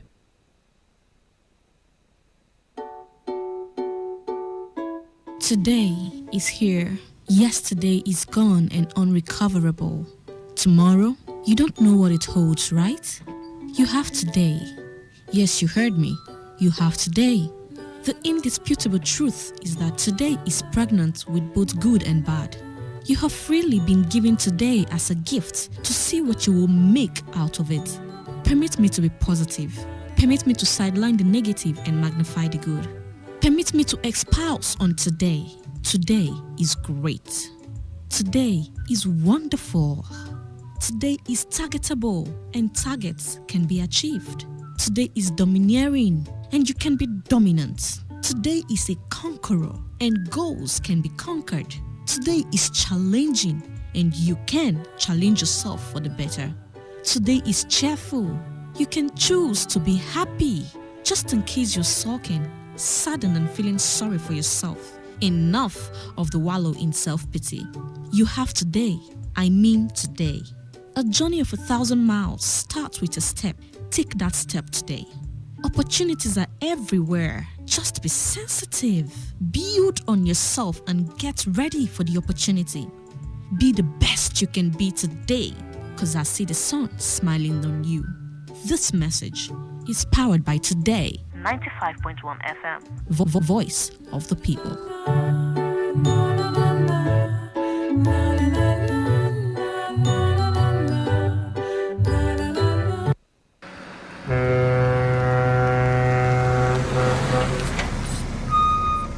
Officer, take. Officer, give me number. No time. Ma dey match am. They go. What? You bribing the officer of the law? You under arrest.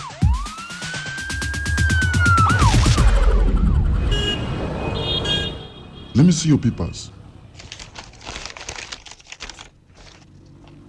You can go. They're in order. Drive safe, okay? I don't understand though. No be the same country again. Officer reject bribe. Mona wake me from this sleep. Mona wake me. They arrest me yesterday. That yesterday, I go do my papers. See as I pass now. I pass without fear. You too, make you do wetin dey right. For we country to better, e dey for we hand. If you like, do like say you no hear am. To give or to take bribe na offense. Una don hear am, abi? You hear am too, abi? you hear am. You hear am well. They themselves, they hear am. They hear am. Now the voice of the people. Now him bring this message give una. Today 95.1 FM. Now we be the voice of the people.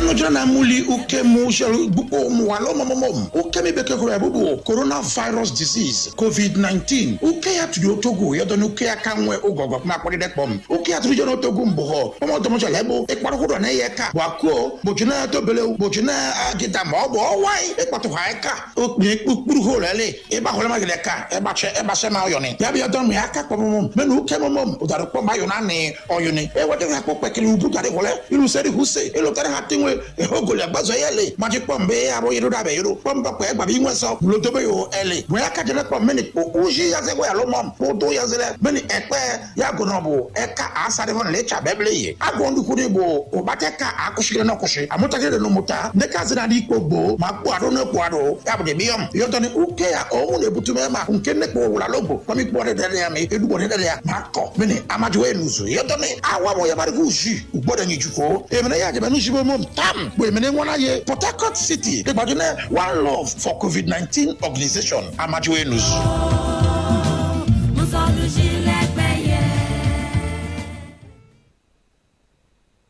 Port Harcourt, are you ready? Today, 95.1 FM, the voice of the people.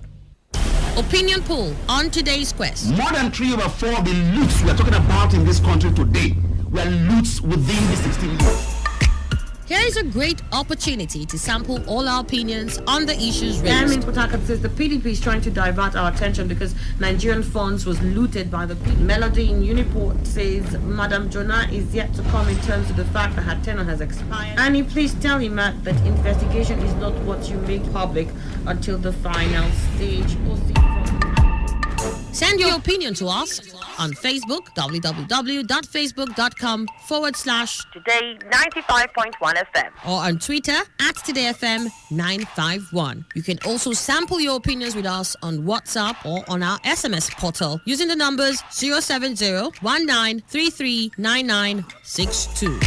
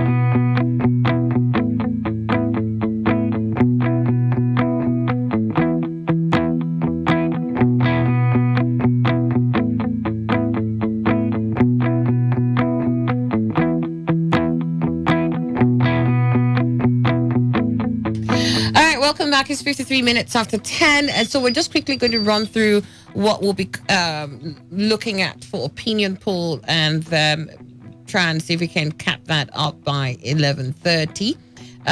For opinion poll, we're looking at the issue of the appointments of Northerners as chairman, secretary, negates federal character, Chidoka, that's for FCC, and also the fact that A dead person was included in the list. And from what the caption is here, it says again. So that means it has happened several times before. Again, dead person in the list of appointees. These are the stories that we'll look at together. They're pretty much the same thing too, because the appointee's name is in the list for the FCC. It says after appointing 5 dead persons in 2017, namely Francis Opozo, a senator in the Second Republic, Donald Ubaja, a retired deputy inspector general of police, Ahmed Bunza, sole administrator of Jega local government area of Kebbi State, Christopher Otov, a former proprietor of Fidei Polytechnic Boko, and Kabir Umar, a former emir of Katagum in Bauchi State. President Muhammadu Buhari has again appointed a dead person in the Federal Character Commission, FCC. Late Tobias Chukwuemeka Okoro from Amudo in Iza South local government area of Ebonyi State. Before his death at the age of 59, Okoro represented Iza South Eco Federal Constituency. However, today, Okoro was named as a member of the board of the FCC 2 months after he passed on. The deceased was appointed alongside 37 others. The appointees will be chaired by Dr. Farida Dankaka. Reacting, Governor Abdurrahman Abdurazak of Kwara congratulated Hajia Farida Dankaka and Mr. James Kolo for their appointment, even as he commended President Buhari for appointing Kwarans to serve the country. His words, our heartfelt congratulations goes to the 2 nominees. So, shocker, again, Buhari appoints dead person into office, and alongside we're looking at appointment of Northerners as chairman, secretary negates federal character. This is from Chidoka Chieftain of the People's Democratic Party, PDP. Chief Osita Chidoka has called on the Senate to reject the nomination of candidates from northern states of Kwara and Taraba as chairman and secretary, respectively, on Federal Character Commission. Chidoka said the nomination violated Section 4 of the subsidiary legislation, which states that the distribution of position shall be across the zones.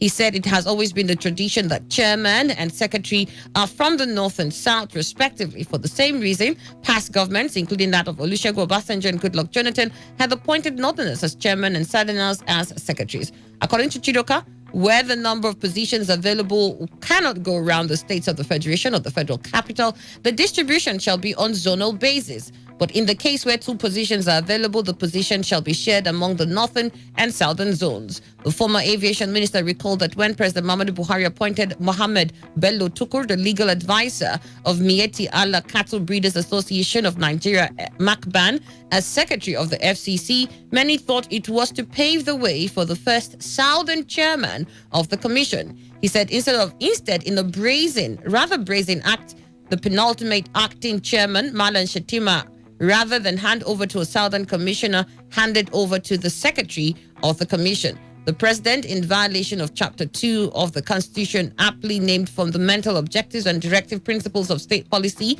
that provides in Section 13 that, and I quote, it shall be the duty and responsibility of all organs of government and of all authorities and persons exercising legislative, executive, or judicial powers to confirm to, observe, and apply the provisions of this chapter of this Constitution, end of quote, has appointed a chairman in violation of the spirit and letters of the law. So these are the 2 things we're looking at. The fact that there was a dead man on that list, and the fact that, according to Chidoka, this act negates the laws of federal character. Emmanuel, let me start here with you. You know, when we talk about appointment of dead people, maybe into says again, yeah, what should be for the living ones, it shouldn't be very much surprising because we don't have data, no data. Because if we do, it would have been very easy for the area. He was in the federal constituency. No, I'm talking about now. They don't know. He's no longer. He was. So they may not know that. I don't want to believe that President Buhari knows that he's dead and still return his name. No. So it's just because there is no data to chronicle those who are dead and all that. Because if such exists, his name would have also been ticked as dead person immediately in his area, and the data would have been revised. Updated. Yes. So for me, that is why we keep on talking about. I don't know why government doesn't want to see it as a priority to make sure that the citizenry will have, first of all, population. Because remember, every time we say Nigeria is the 200 million or 180, in fact, anybody call it the way it was, perhaps 150, over 150, over 100 million, 200. How many are we? Nobody with certainty can say in this country. And that is where it starts. You don't know the population, you don't have a data, and that is why you can also see any kind of criminality can go on undetected. If you just detect it, the person has taken off, for instance, you can't get him. So when Buhari is making this kind of mistake, the list, perhaps where he drew the names, that man's name is still there. And I don't know whether he doesn't ask questions. I mean, it's baffling, Because Emmanuel. where it's from, he should have been able to ask people from that area to tell him about this particular man. They tell him, okay, they discussed yesterday. Then it's possible that he would have put his name. And this man, I'm not sure, died just yesterday or a day before. Or even next 2 months ago. Thank you. So why is it that he didn't ask questions and he has to lump his name there? So for me, I think it's crucial we have data that will be telling us exactly the status of those who live in Nigeria. And for Osita, I think what he said is very much important for us to understand, at least in a heterogeneous society like ours. I want to believe that equity should be the watchword in everything we are doing. Even if, for decency's sake, even if there is nothing like federal character, you will think that people will, the tongues of people of this area will wag. Should I go ahead in this form? Now that you have, I think, Kwara, you have, is it Taraba or wherever? Both that are appointed. Kwara and Taraba. Good. I want to believe that the president knows that they are northerners. There's no doubt about it. Not central. Whichever way it is, they are from, they are from the north. And then the one is not central, the one is not east. Go ahead. Good. If the president has said, now what do I do to stop what these people will be thinking or talking? I'm talking in terms of the absence of federal character.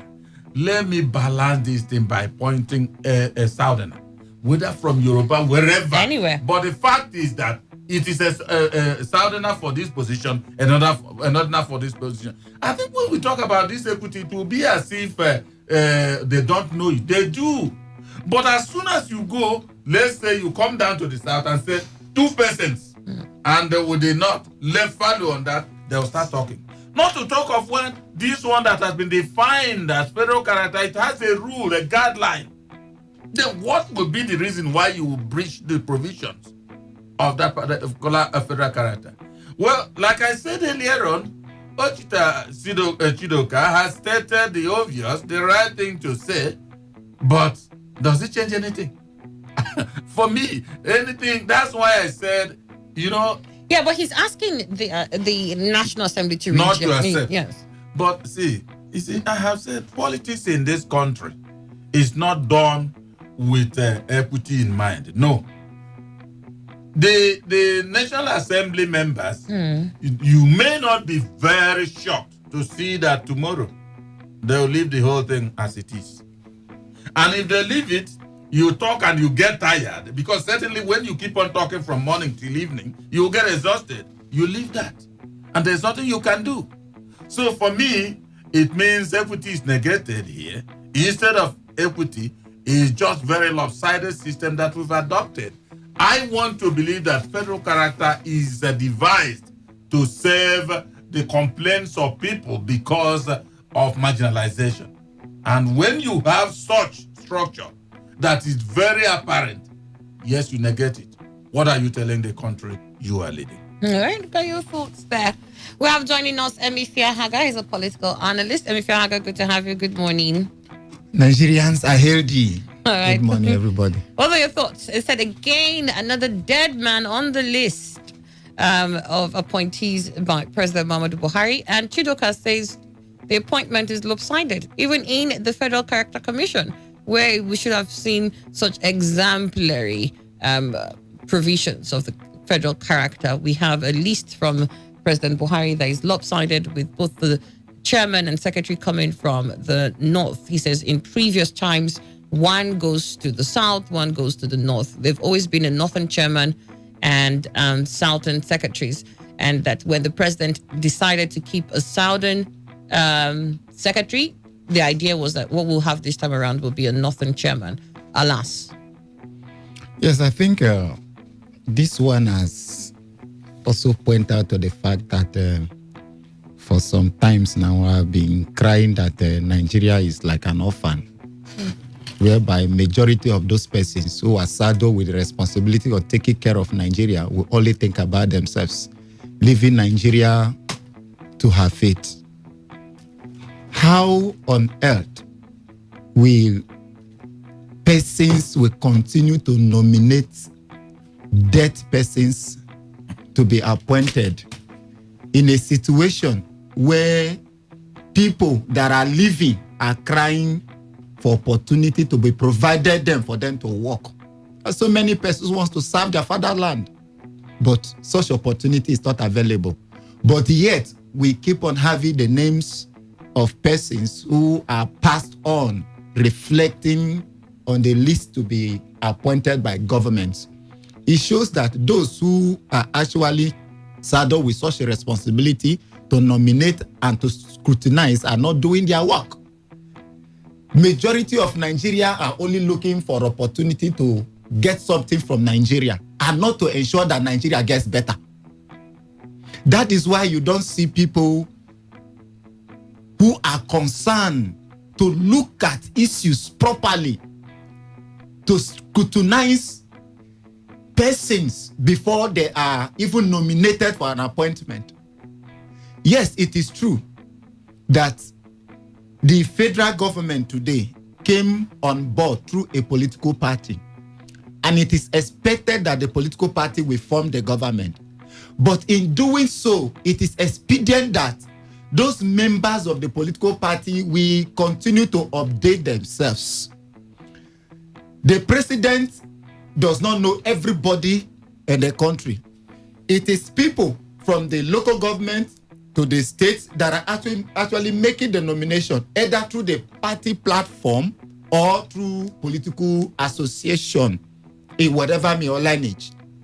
But in this case, those persons have only made themselves to be concerned about if I can get there or my person is there, and not minding that, no, we need to carry out our internal work to examine that this thing that we're about to do is for the good of Nigeria, and notice that we ridicule the state.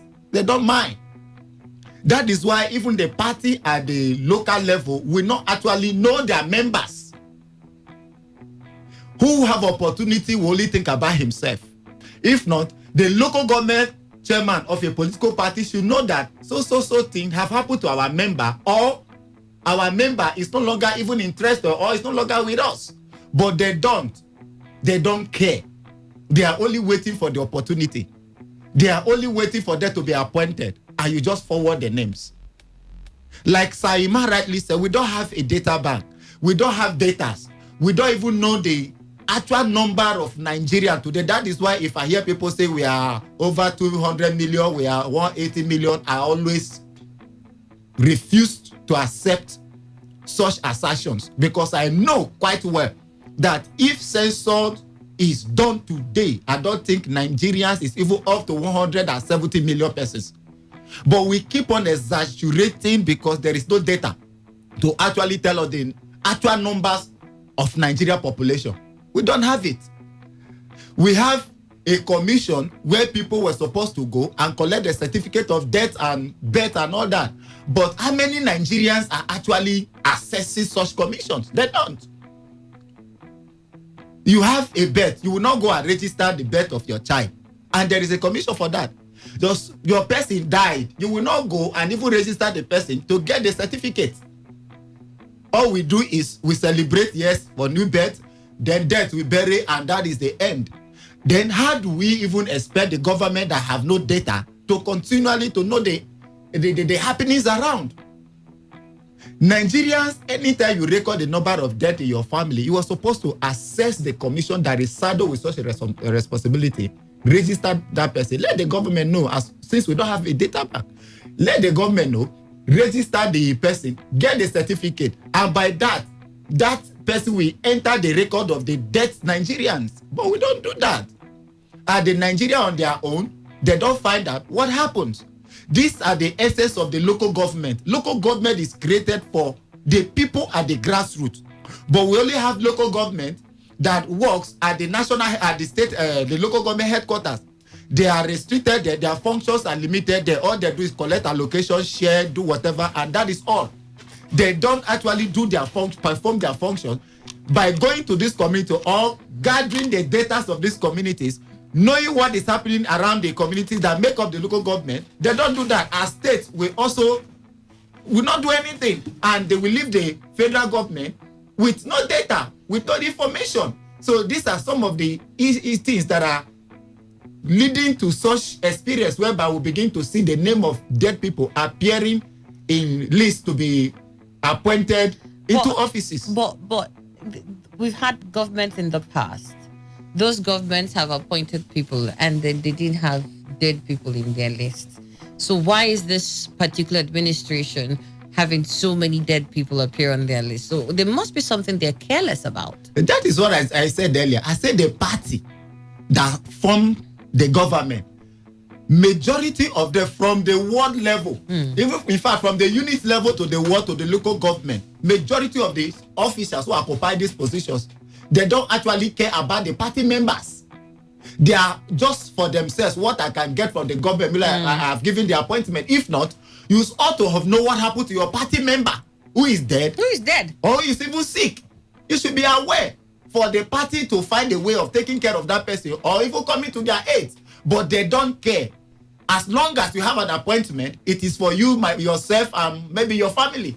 And the largest that will follow, that is all they are concerned. That is why even sometimes some member will go to them that, I'm a member. No, you are not our member. Palliative will be shared. I can't recognize your face. So it is by recognition of the face. Immediately you don't recognize the face, it's not the party member because the leaders, they don't care. Right. And it shouldn't be so. Then as for Chidoka, I think to an extent, I will agree with him. Because to an extent. Extent. Oh wow. Yes. That you even agree with him is a wow for me. All right, go ahead. To an extent, I will agree with him. Why I will agree with him is that if there is a law guiding an action, it is expected that all actions should conform to the law. If the actions are not in conformity with the law, it means that we are creating room for anarchy, disobedience, and whatever thing that will follow. As for the Federal Character Commission, the law establishing it says that whatever actions of government, in fact, the composition of government, the federal government, and its agencies must be the one that will encourage national unity and national loyalty. And this will come through when the law is adhered to, when the appointment that is done at the federal, even at the state level, conform with the law and represent the interests of all ethnic groups or the political divides. But if such a thing is not in place, there is tendency that some people will not be satisfied with such an appointment. Then, on the other hand, I will also say, what does the law actually say in terms of the composition of the member of the Federal Character Commission? The law says that if the chairman is from the northern dichotomy, then the secretary or vice must be from the southern dichotomy. If the law says so, then whatever appointment or nomination that is done now is wrong. But if the law is silent on that regard, it means those making the appointment have not committed any foul. Yeah, but hold on. I'm thinking that if you already have a law that says, in your appointments and your establishments, you'll consider federal character. Is that not what? Yes. You just earlier mentioned. Yes. These appointments, therefore, will also be covered by that same law. When he said the federal character, he didn't say northern and southern dichotomy. No, federal character. But Yes. then, Federal character. if you're looking at federal character and you take only people from the north, where is the character? Where's the federal character? Where does it display the character of our For federalism? instance, we have 6 geopolitical zones, right? It is expected that the appointment If you will have go six, around the 6. if you have 6 geopolitical zones Yes. and the appointments that you have are just 2, what that means for anybody will be one goes to the north, one goes to the south. Yes. But in this case, the appointment There is are more 2. than.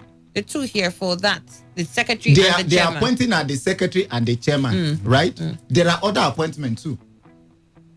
Who's supposed to be member? The focus is on the secretary and the chairman. Chidoka Focus on the secretary and the chairman. Focus on the secretary Yes, and the uh-huh. chairman. And that's Forgetting what that we're there are talking about. other positions. Yes, right? but there are other positions, So obviously. the bottom line what he was saying was that the tradition has always been that for the secretary to be from the north, the chairman will be from the south. From the chairman will be from the north, and the secretary will be the south. And that when they saw that the secretary this time around under Buhari came from the north, that the expectation was be now that the chairman will definitely go to the south, since this has always been how that system was run. I love the word you use, tradition. Yeah, tradition. Tradition is different from what is obtainable in the law. Law supersedes tradition if there is a written law, right? So, but I mean, The if first there's thing- nothing faulty, why fix it? You see, Federal Character Commission. Hold it on. is If there's nothing faulty, why fix it? If all along you've had this system working, why fix it? Why suddenly decide, well, for the secretary and the chairman, I'll decide to have all northerners? I think we need to get me right. I am I not have you- advocating for the government. In fact, I am not You're justifying advocating. or condemning what they have done. My concern now is what the law says. If the law says whatever appointment that is made to represent or reflect the federal character, right? And the law didn't say that if the position of the chairman is going to the northern dichotomy, then the secretary should be to the southern dichotomy. Then whatever appointment that is done is not in contravention to the law. That means the appointer has not done anything wrong, right? So if there are other appointments that I know that there are other appointments, and I believe that these appointments are distributed according to the geopolitical zones, and if each, or maybe the appointment go to each of these zones, and it reflects the federal character, I don't see anything wrong. But Chidoka have seen that, no. Well, for see, his own. yeah, I guess again, because when you're looking at the commission, because if these are members of the commission that have been listed out, that if there's no vice chairman, so there's the secretary. So I guess the idea has always been that the secretary will complement the chairman, and maybe that particular position on its own should project Nigeria. So if we're having one half on this side, the other half can come from here, and the rest of the other positions can be spread across the 36, or at that in this point maybe 34 states of the Federation, which is actually what they did. And I'll read that for you. The letter, in compliance with the provision of Protection 154 subsection 1 of the Constitution of the Federal Republic of Nigeria 1999 as amended, I write to request for confirmation by the Senate the appointment of the following 38 nominees as chairman and members of the Federal Character Commission, FCC. Their CVs are attached herewith. So it's so that means after 36 and the FCT, there's still one more position. Remember, because that's 38. Good. So it is my hope that the Senate will consider and confirm the nominees in the usual expeditious manner. Please accept, distinguished Senate President, the assurances of my highest consideration. According to the letter, the chairman nominee is Dr. Mohiba Farida Dankaka from Kwara State. And all the 36 states and the Federal Capital Territory have nominees. The secretary on February 25th, 2020, asked President Buhari to, as a matter of urgency, the Senate, I beg your pardon, was the one that asked the president to reconstitute that. So you have the Farida from Kwara State as head. All other states of 36 and the FCT did send in one more person. And then they have the secretary, who is also from Taraba, who is from the Northeast. This is what Chidoka, or Chidoka particularly was looking at. Yes, you have all the other 36 states sending in representatives, but the idea has always been at where the chairman and the secretary comes from to balance the equation, because you have more room for more people than the states provide. So I think what they are saying now is not that the appointment didn't reflect the Nigeria character. That's why he was specific. He mentioned the chairman and the secretary. Yes. And secretary. Yes. That is, to them, it is tradition and not the law that if the chairman is coming from the northern dichotomy, the secretary should come from the That is and a I suggestion. Also I also asked that why fix something that is not broken? If all along having the chairman from the north and the secretary from the south has been maintained and it was functional and it worked, why not continue with that tradition? I agree with you. It's a tradition. Why change it? Why decide to have two people from, even if it was two people from the south now or two people from the north now in those positions? There is one thing I know, that a man who is heading a government has maybe one or two visions that a they biased want to achieve. vision, obviously. If a biased vision. No, it's not. It seems, because this particular administration has had this issue of lopsidedness, dug it all along. Each time we have to have appointments, you keep hearing names of northerners. And you would think that at some point they'll decide, okay, let us even maintain tradition, as it were, and not continue to show to Nigerian people that we will only hire northerners when available. Let me follow this your drive now. Follow. It is so now because some persons don't want to enjoy and tolerate others. Meanwhile, others tolerated them before now. Shall we keep doing ill? Because No, others not tolerate. because- Shall we keep doing ill? Hold see, on. my concern What is- you're saying there, because they tolerated in the past, we should keep No, tolerating what I and mean going. is some persons will always endure. Why there are other persons they don't endure. What Now, you're take for saying, example. what you're saying here I just now. want to point out something. You've pointed it out. What you're saying here is that if we did wrong in the past and it was accepted, let's continue to accept it A now. wrong is a wrong when something, an agreement is breached. But in this case, the law now is the agreement. If there is nothing that goes wrong in contrary to the law, it's not a wrong. Now, take for an example, why I say some people endure others, why the other they don't want to endure. Take for example, the immediate past administration. If you check from number 1 position to number 8, So is that why? no Yoruba did this person one was among. Did this Nobody from the Southwest. administration come with a vendetta? No, it's not a vendetta. So? No, I am not criticizing that administration because they didn't fall foul of the law, but discretionary. They refused to appoint anybody or even elect anybody from the Southwest. Right. Say from number 1 position, from president down to speaker and even the judicial and whatever. No person from the Southwest occupied any position from number 1 to 8. Well, if that was so, it was an error. It is also condemnable completely. You see, because Southwesterners are not strangers in Nigeria, in this particular project of Nigeria. They enjoyed. No. Right? Hold on. I'm telling you my understanding now. Now, you see, in Chidoka's analysis, 2 positions stand up, not other ones. Because there is no vice president to say there is a second highest one before the secretary. And so the 2 secretaries, in developed nations where things go peacefully, you take A, you take B. You remember the dichotomy in Nigeria. You appoint the northerner. It's not, let me tell you what principle. Whatever the law, all the things the law maybe accepts, some of them offend the normal sense of humans. Some, but because it's a law, You must obey. good. Now, in this case, you are contradicting yourself because you have said that the federal character stipulates the appointment in such a way that unity should be maintained in the country. Yes. But it's not contradiction. No, hold on. I am the one saying you are contradicting. Okay. Now, you come up to appoint 2 northerners, and you think southerners will just be happy? The appointment went around 38 of them. That is not the issue. It's not a ministerial position. It's not. That is where you accept that, yes, every person must bring, and nobody talks once the president has made his own. But this one is that the analysis, what Annie was saying is what has been happening. Lopsided appointments every time. It's because we decided to see it that way.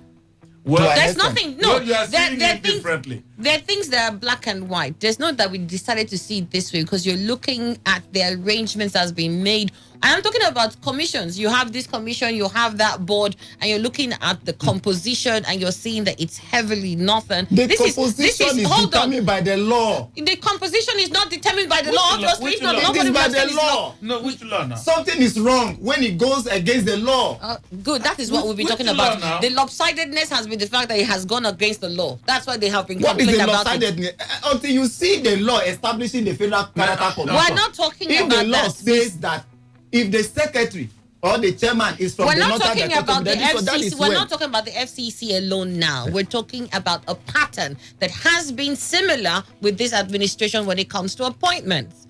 The reasons why a lot of people have complained with the lopsidedness is that it has been clear that when they make appointments like this, there is a heavy advantage to the north. It's because they don't want to enjoy the north. I can And I'm saying, why are you saying, why should they endure? Why should they endure? If the law didn't condemn.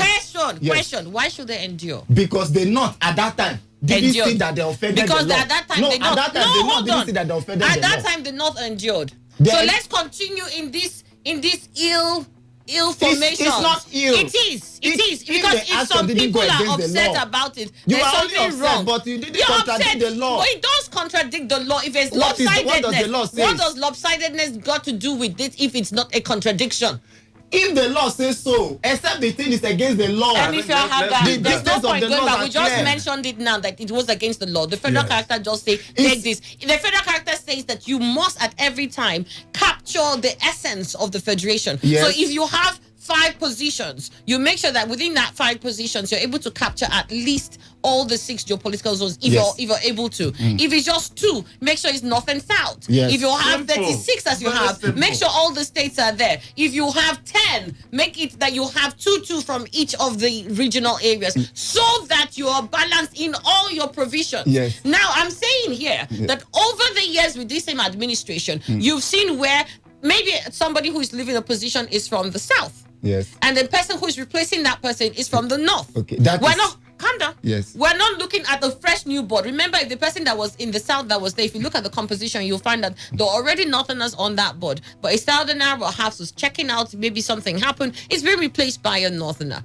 It's not something that has happened once. It's not something that's happened twice. It's not 3 times. For me. And you have had people steadily complain about that and have hinted at the fact that lopsided appointments are ongoing. And then you decide that now with your FCC, that there's a tradition that has been ongoing, that the North and the South will share secretary and chairman. And you decide, look, I've already thrown the 37 other positions out and I've occupied FCC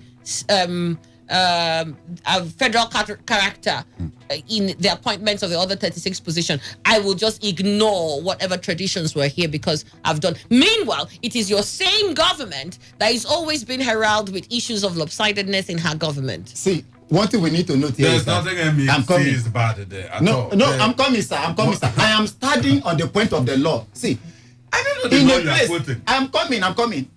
In every society, it is believed that there is a law that governs action, and the law stipulates the function of whatever offices. And in this case, if there is a law and the law say A, B, C, right? It is only wrong or it will be unconstitutional when you go against that law. Right. In this case, we see like Saiman say in the advanced world or whatever.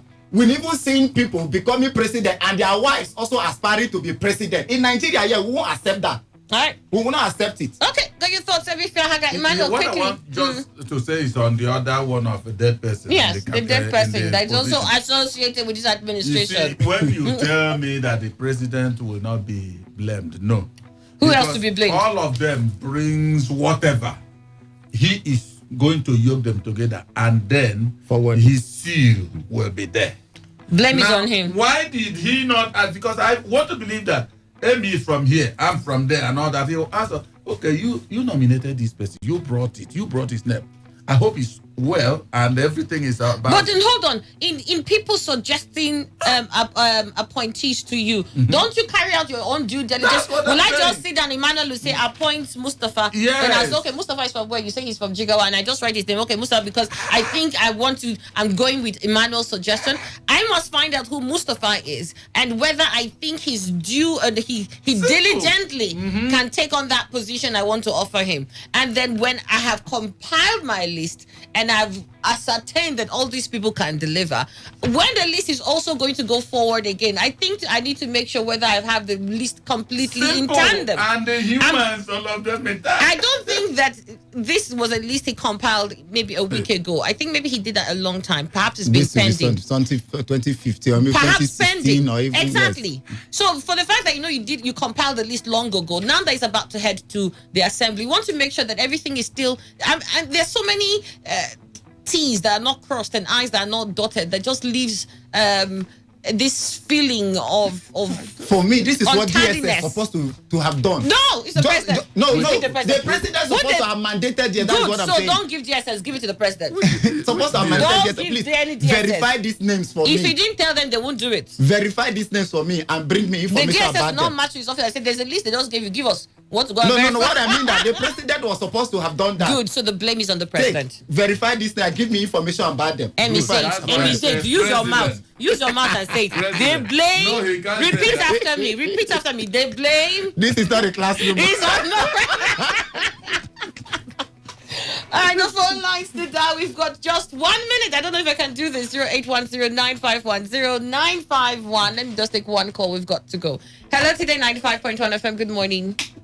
Yeah, good morning, Annie. Yes, my name is Chima. I'm calling from Port Harcourt. Chima, good to have you. Go ahead. Yes, Annie, I think Mr. President never follow federal character system in all his appointments. I mean, how can somebody reconcile this? Mitiaga is here struggling to defend him. I think it is wrong. You understand? This is a very big blunder. How can you appoint somebody who is dead? All right. Thank you. How do we reconcile this? Yeah, we got that. We can't reconcile it. Emmy Fiahaga, you always make my day. Please come the next day. All right, Emmy, come tomorrow. Annie, please respect Emmy's opinion as you do others. Okay, Mr. Webb. Annie, please. Lopsided appointments. Annie, good morning. That your guest is always very combative in his guests to defend his administration. Let him calm down. He can still satisfy his paymasters by being calm and logical. STS from Port Harcourt. Annie, I hail Nigeria is not north and south, but north, east, and west. Our northern brothers don't see other people as part of Nigeria. That's why we're always saying, let us divide Nigeria so that north can be president. IGP, army chiefs, etc. This is Annie. Please tell your guest in the studio not to mislead Nigerians. The party in power in the past administration actually zoned the position of the Speaker of the House of Representatives to the Southwest. It was the dominant party, ACN, in the Southwest that truncated that arrangement. So for him to turn around and blame the past administration is mischievous. No. Good morning, Annie and Ima. When will PMB stop embarrassing us? Is it the fault of the president, the advisors, or the cabals? One day for the end of PMB's regime, as a dead man will become the IG or chief of army staff. Appointing a dead man from the Southeast is to let down to the Southeast. Every appointment in this government does not favor the South, and Southeast. Why? Does it mean there are no credible persons in this region? Please, our leaders from here should wake up from their political slumber. Kenneth Davidson Stewart from Opobo Town, where there are other states that were involved too. It's not just the entire Southeast and South that was like, remember there are 36 states and the FCT. So if Ebonyi State didn't get her rep, she would definitely get one. In Nigeria now, is Nigeria now about north and south? When it comes to the north, it is north. When it comes to the south, it is west, east, and south.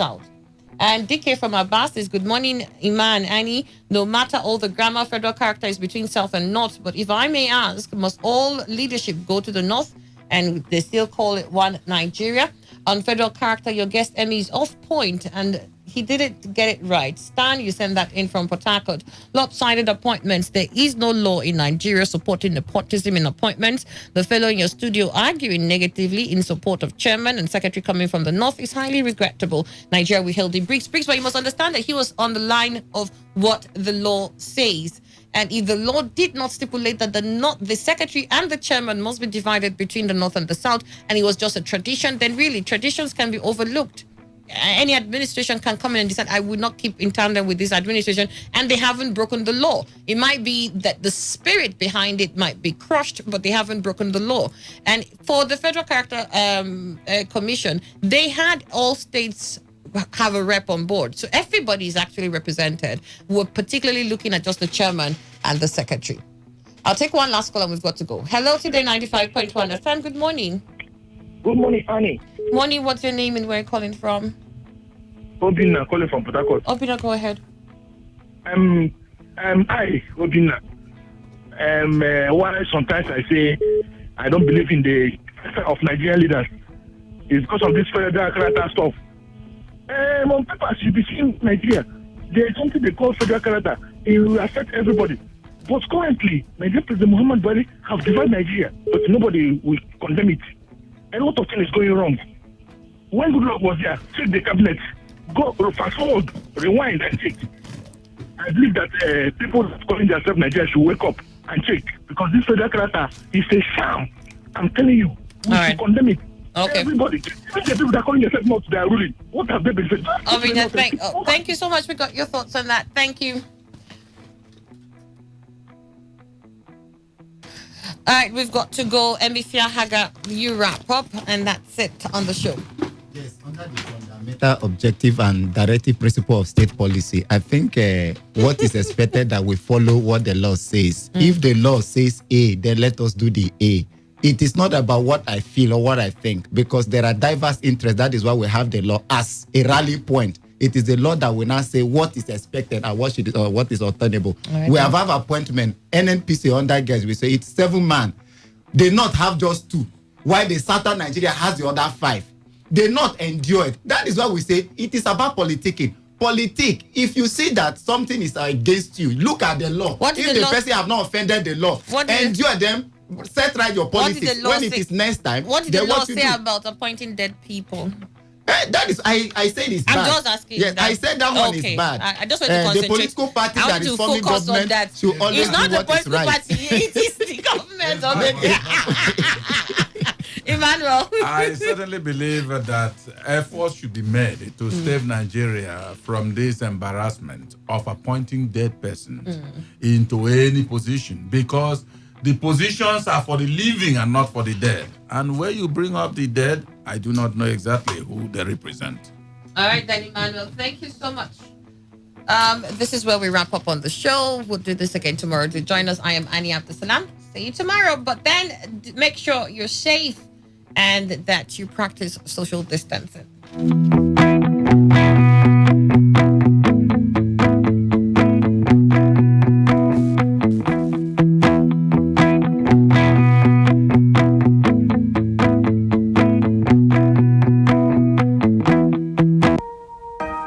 Red is passion. Pink is for unconditional love. Blue is for loyalty, while black is secretive and mysterious. Let's talk about love in all its different colors on Lovey Dovey, Mondays through Thursdays from 11 p.m. on Today's Connect on Today 95.1 FM.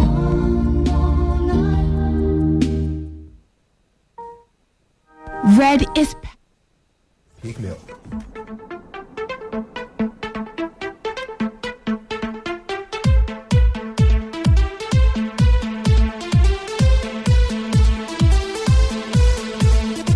Good morning and welcome to the Peak Breakfast Show. This is the show where we talk about the amazing success stories of some of the world's biggest and some of your favorite sports stars. Now, we do this to inspire you, to ensure that you are driven on the way to the peak of your career, because Peak Milk always says it's in you. You can listen to the show every Monday and Friday, of course, on the station. And at this time, we bring you different success stories of some of your favorite sports stars to help inspire you in all that you do. The show is brought to you by your favorite nutritious and delicious Peak Milk, which contains 28 vitamins and minerals, including vitamin B1, B12, and iodine. It also comes in various packs and prices, so there is something for everyone. Now, we've got 3 segments on the Peak Breakfast Show. We've got the Peak Personality of the Day, where we share the story of a sporting icon. We've also got the Peak Productivity Tip, and finally, we wrap things up with a Peak Milk Recipe of the Day. Let's go on a quick break. When we come back, it'll be time to get started with the Peak Breakfast Show. He's my son. Hey, I know, Mama. He's also my husband. Some people say wives and mother-in-laws don't get along well. They obviously haven't met my wife and my mom. They are practically like sisters. Hey, Mama, you know that new shiny George material? I bought one for you and one for me. And me, I've already seen 2 new shoes for both of us that will match. Oh, Mama, thank you. Wait, who's paying for it? You, of course. See what I mean? But if there's one place they are very different, it's in their choice of peak milk. While my mother likes Peak Field for me, please. because it has low cholesterol, while my wife prefers Pick full cream for me, honey. because it's rich and creamy. So, whether it's Peak Field milk with its low cholesterol or Peak Full Cream that's rich and creamy, choose your Peak today. Peak. Reach for your peak. Good morning. Did you have your peak breakfast today? Whether you're Team Peak Full Cream, who love their milk rich and creamy, or Team Peak Field, who prefer their milk with low cholesterol, choose your peak today. Preparing breakfast can bring up quite a few choices, like these ones. Would you prefer to have toast bread or tuna sandwiches? Would you prefer to have pap over oats? Would you rather have cereal or a nice steaming cup of coffee?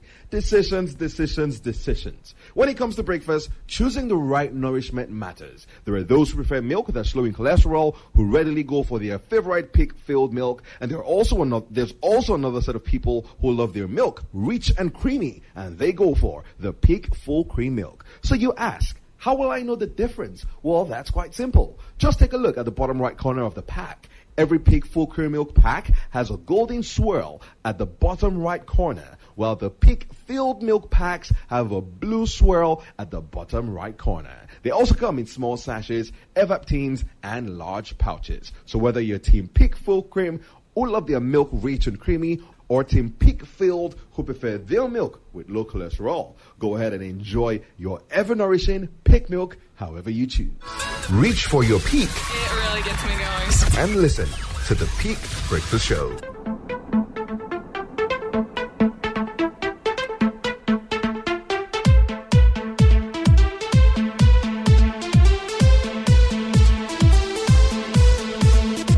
Welcome back to the show, guys. Let's get to the Peak Personality of the Day. And today we're talking about a man whose ability on the ball took the world by storm, and he literally bulldozed his way through defenses and made his presence felt. Today we're talking about none other than Dan the Bull Amokachi.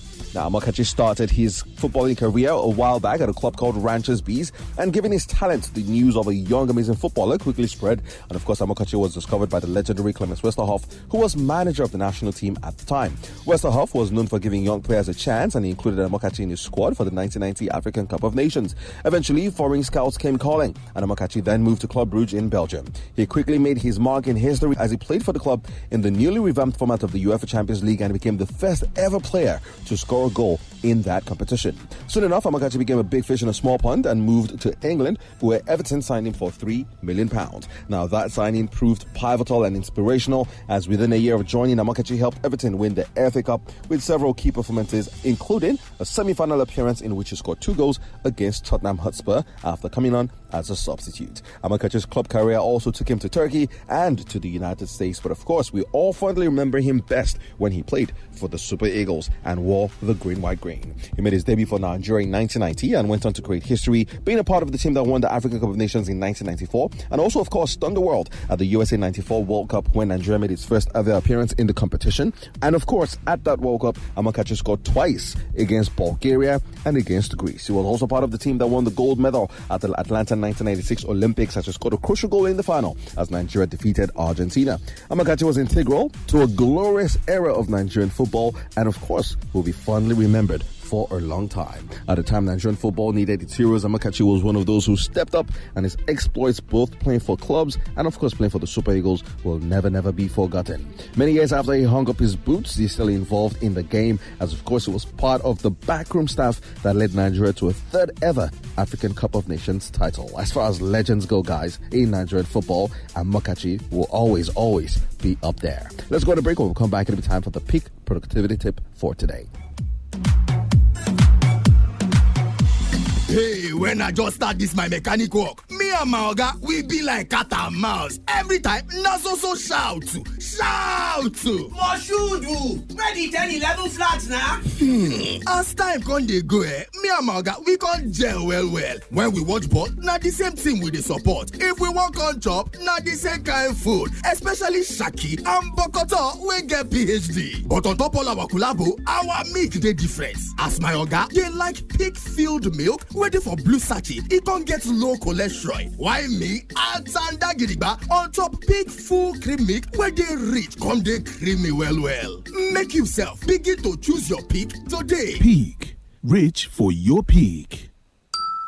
Good morning. Did you have your peak breakfast today? For milk that's rich and creamy, choose Peak Full Cream Milk. And for milk that's local, you're predominantly left-handed or right-handed. If you play football, your left foot is either your predominant feet or it's your right. Of course, there are also those who can use both hands and feet efficiently, but everyone falls on one side or the other of the line. This also applies to other aspects of life, like your eating habits. For example, you're either one of those who pour their cereal in before adding milk, or you're one of those who add the milk and then pour the cereal in.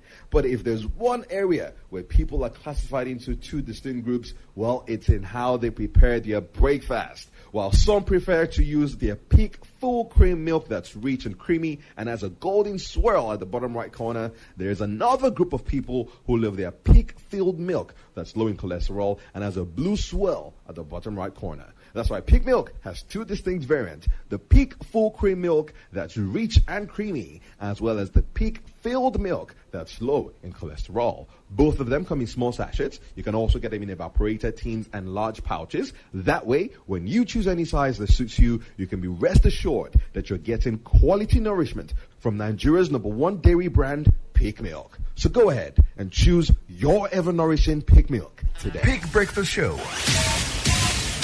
Success, motivation, nutrition.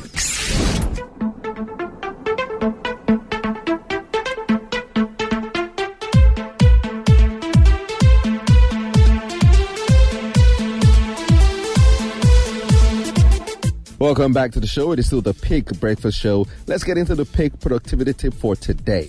Now, of course, naturally, we're still sharing tips tailored for people working from home because that's what a lot of people are doing right now. And today is not going to be any different. Now, if you recall, a few episodes ago, we did tell you about a productivity tip along the lines of coming up with a to-do list. And today, we're going to tweak that just a little bit. You still come up with a to-do list. However, the tip for today is to ensure that you do your biggest task first. Now, when you start your day doing your biggest task and completing it, you ease pressure off yourself for the rest of your day. But not only that, you also have confidence to tackle the rest of your day. So how about you try to adapt your to-do list to ensure that you do your biggest task yet first and get it out of the way, as opposed to postponing and procrastinating. So get it out of the way first off and enjoy the rest of your day free of pressure and full of confidence. Let's go on another break. When we come back, it'll be time for the Peak Milk recipe of the day. Some people say wives and mother-in-laws don't get along well. They obviously haven't met my wife and my mom. They are practically like sisters. Hey, Mama, you know that new shiny George material? I bought one for you and one for me. Wait, who's paying for it? You, of course. See what I mean? But if there's one place they are very different, it's in their choice of Peak Milk. While my mother likes Peak Filled for me, please. because it has low cholesterol, my wife prefers Peak Full Cream for me, honey. because it's rich and creamy. So, whether it's Peak Filled Milk with its low cholesterol or Peak Full Cream that's rich and creamy, choose your Peak today. Peak. Rich for your peak. Peak Breakfast Show. A little bit of everything you need to reach your peak.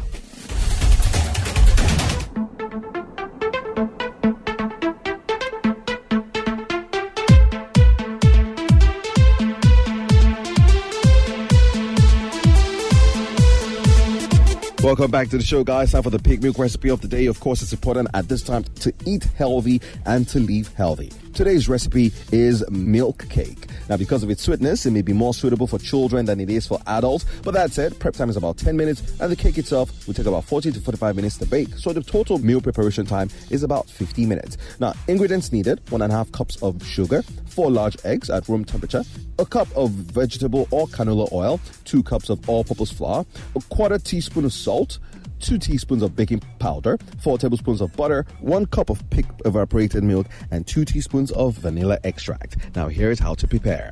Preheat the oven to 325 degrees Fahrenheit. Lightly grease a 3 by 13 inch cake pan and coat it with flour. Now dust off the flour, beat the eggs and sugar together until they are light and fluffy. About 2 minutes at medium-high speed using an electronic or stand mixer. Slowly beat in the canola oil as well. Measure off the flour by gently spooning it into a cup and then sweeping off any excess. Add the flour, salt, and baking powder to the egg mixture in the bowl, beating this enough to combine. Scrape the bottom and sides of the bowl and then, of course, beat again. This will ensure that you fully incorporate any sticky bits. In a saucepan, set over medium heat, bring the butter and milk to a boil, add in the vanilla, and then remove the pan from the heat. Stir the mixture until the butter is completely melted. Slowly add the hot milk mixture to the cake batter, mixing until everything is well combined. Then scrape the bowl and mix briefly just until smooth. Pour the batter into a prepared pan. Bake the cake for about 40 to 45 minutes until a toothpick inserted into the center comes out clean. And voila, your milk cake is ready to be enjoyed. Enjoy, of course, as always, with a cold glass of pig milk. And on that note, guys, that's a wrap on today's edition of the Pig Breakfast Show. Thank you so much for tuning in. It's been a pleasure bringing the show your way. And of course, remember, you can stay in touch with Pig Milk, especially on social media. On Twitter, at Pig Milk, and of course on Facebook, www.facebook.com/Pig Milk. Until next time, stay healthy and keep taking your nutritious and delicious pig milk. Thanks for listening to the Pig Breakfast Show, brought to you by Pig Milk.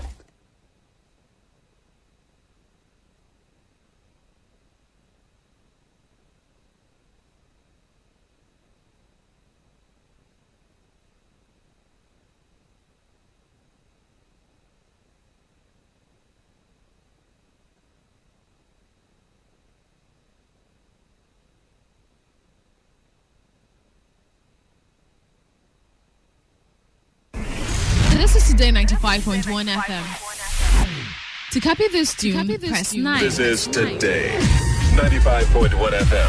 For current news and information, press 5. They are politicians, all of them. They know what they do. So they know how they attack each other. And to stay connected all day, press 1. The person who raised the alarm is the one who made the public know about Good afternoon and welcome to the World News on your Premium Talk Radio station. We are your Premium Talk Radio station. Today 95.1 FM, the station with a unique dial.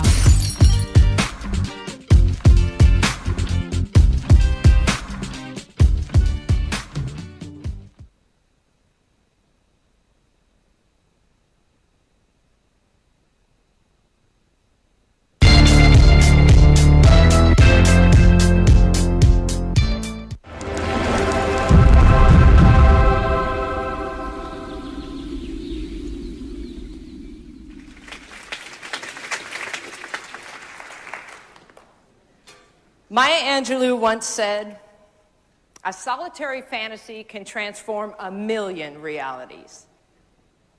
What dream or vision do you want to turn into reality? I always wanted to go into business for myself. I could be a consultant.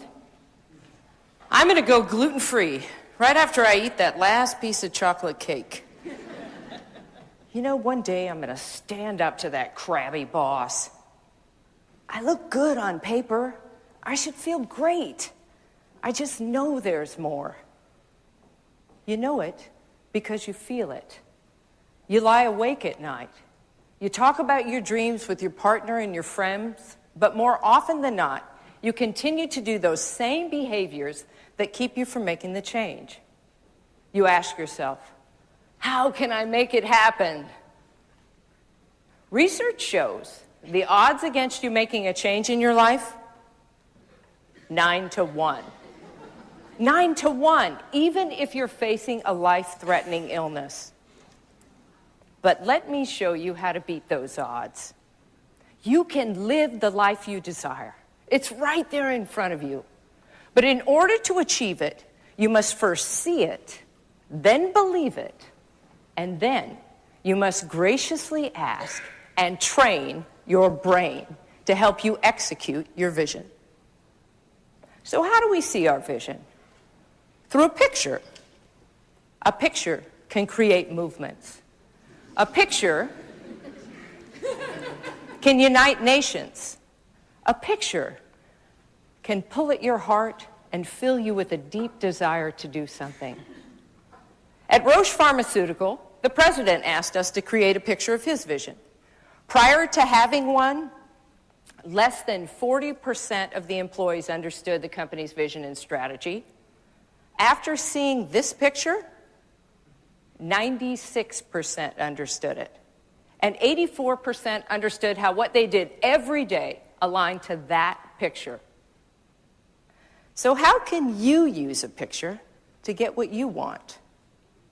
By simply drawing one. You don't have to be an artist or know how to draw. As naive as your drawings might be, when you draw where you are, your current state, and where you want to be, your desired new reality,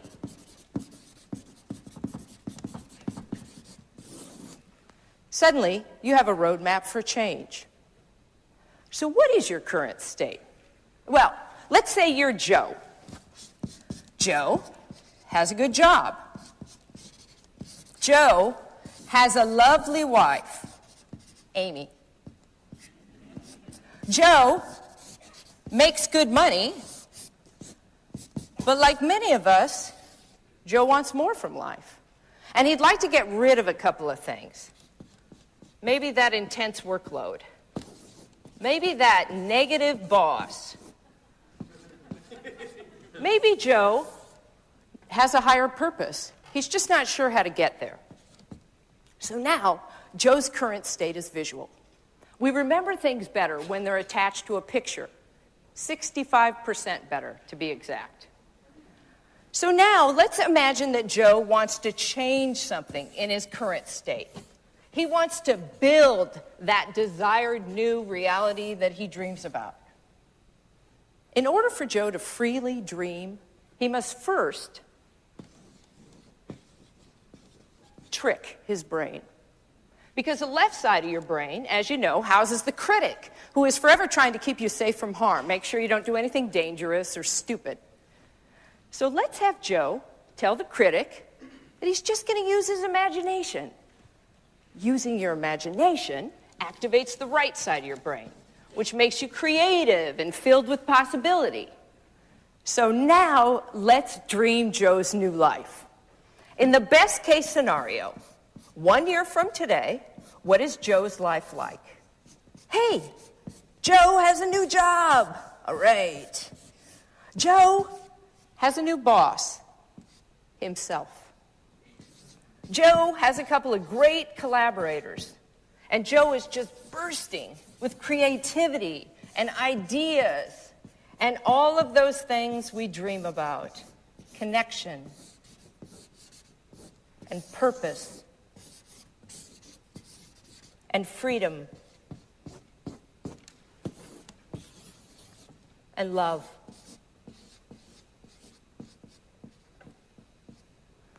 Now, I'm drawing this picture as a favor to Joe today, but in real life, he'd have to draw his own picture because he can't afford me. Actually, because you get the most power when you paint your own picture. So now Joe has his drawing, so now he's got to soak it in. He has to fill it with color. He has to fill it with emotion. He has to get inside of it, as if he's on the inside looking out. Your brain actually emits serotonin and oxytocin when you draw and dream. So you feel happy,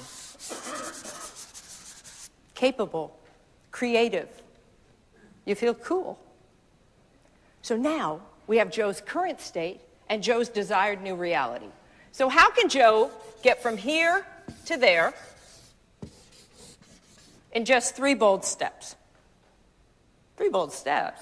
If I knew how to get from here to there in 3 bold steps, I would have done it 25 years ago when I had a mullet. Here's where the magic begins. Your brain knows you. It's cataloged everything you've ever seen, heard, experienced, real or imagined. You just have to ask it to put the pieces together for you. It's as simple as that. We live in a three-dimensional world, but the light falls on the retina in a two-dimensional fashion, and the brain, it has to cope with it. So how does it deal with this extra dimension? It guesses. It guesses. And just as it can guess where your cup of coffee is when it goes to pick it up, it can correctly guess what the 3 bold steps are that you should take. All you have to do is look at your picture and then close your eyes. This allows the brain to recycle what it sees and reconstruct it, add to it everything you've ever seen, heard, experienced, or fantasized about. And then it will serve you up with the best possible solution. If you just relax and you ask it, now what's the boldest thing I could do to get from here to there? Boom! Immediately it will tell you. See it? Believe it. Act on it. Now, the danger is, if any of those 3 bold steps are too scary, this instinctual, rational side of your brain is going to try to talk you out of this. Oh, no. I don't want to do that. Oh, that desk, it's not too small. My legs aren't cramped under there. Oh, $20,000 a year. Oh, that's a decent salary. Oh, that boss, he's not that mean to me. You know what? I'm just going to stay right here. I feel really comfortable here.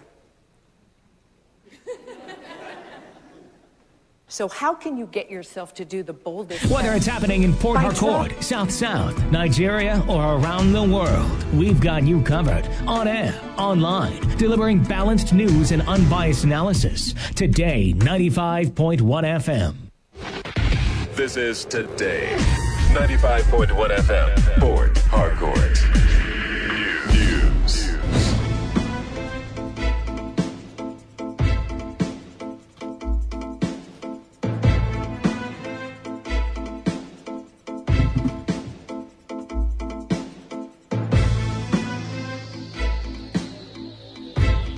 Hello, good afternoon. Hope you're having a wonderful day. Welcome to the World News at noon on your premium talk radio today, 95.1 FM Port Harcourt. I am Kala Dakaru Batabo.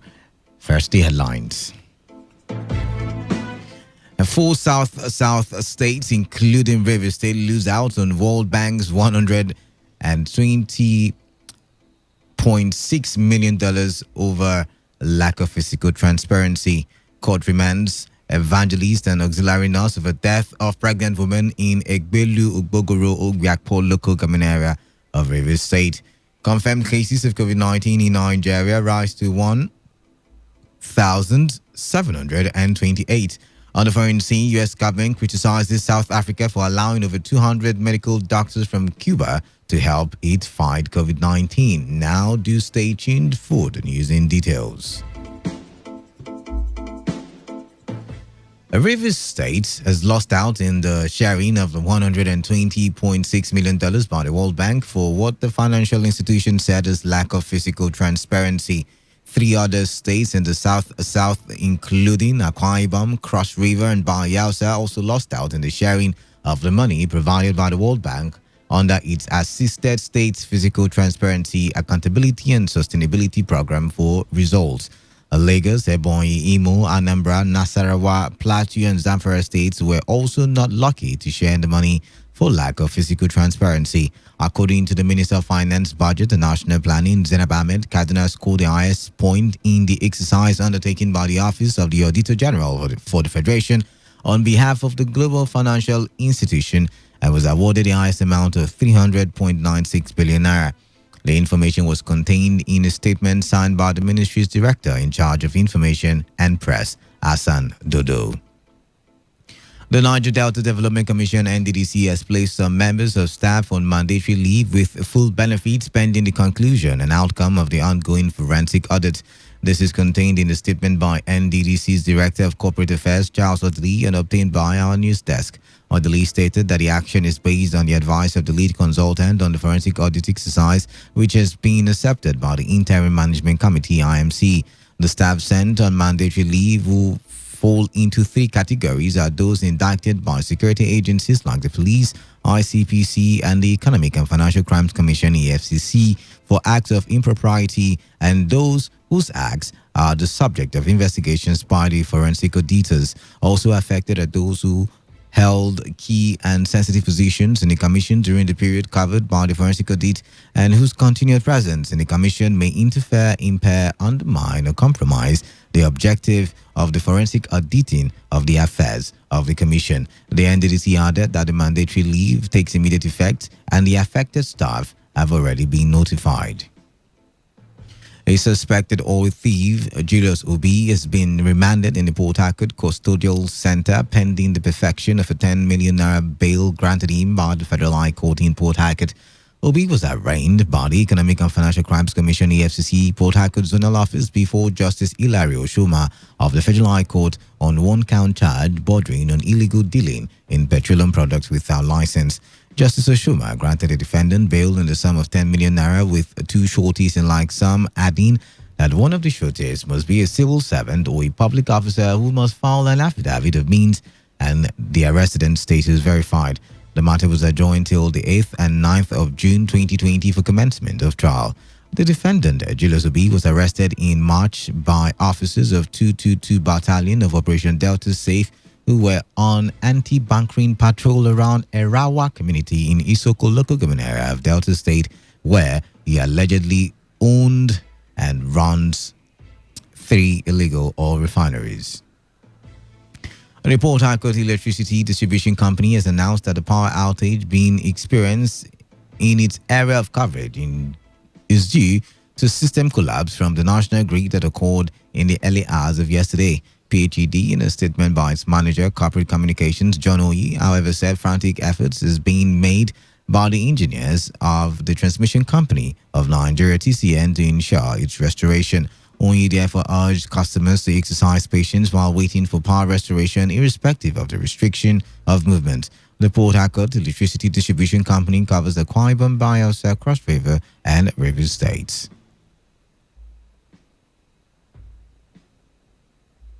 Chief Magistrate Justice Iyabo of the Port Harcourt Magistrate Court has remanded two females, Celine Wanko, who is an evangelist, and an auxiliary nurse, Faith Ugochukwu, at the Port Harcourt Correctional Center over the murder of one Imaku Iroegbu.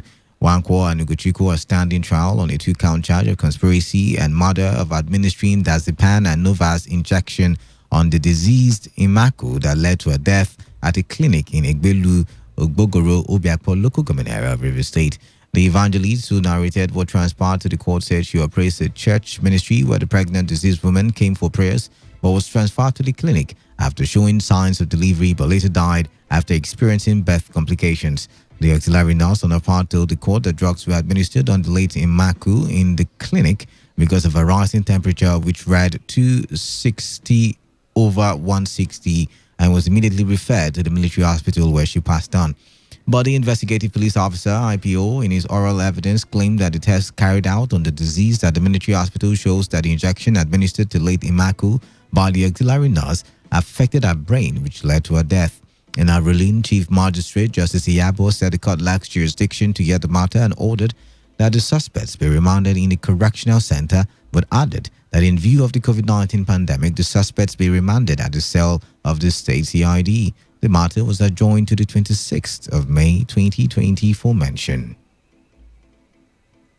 A Federal High Court in Abuja has dismissed the bill of variation filed by the former chairman of the defunct pension reform tax team, Abdul Rashid Maina.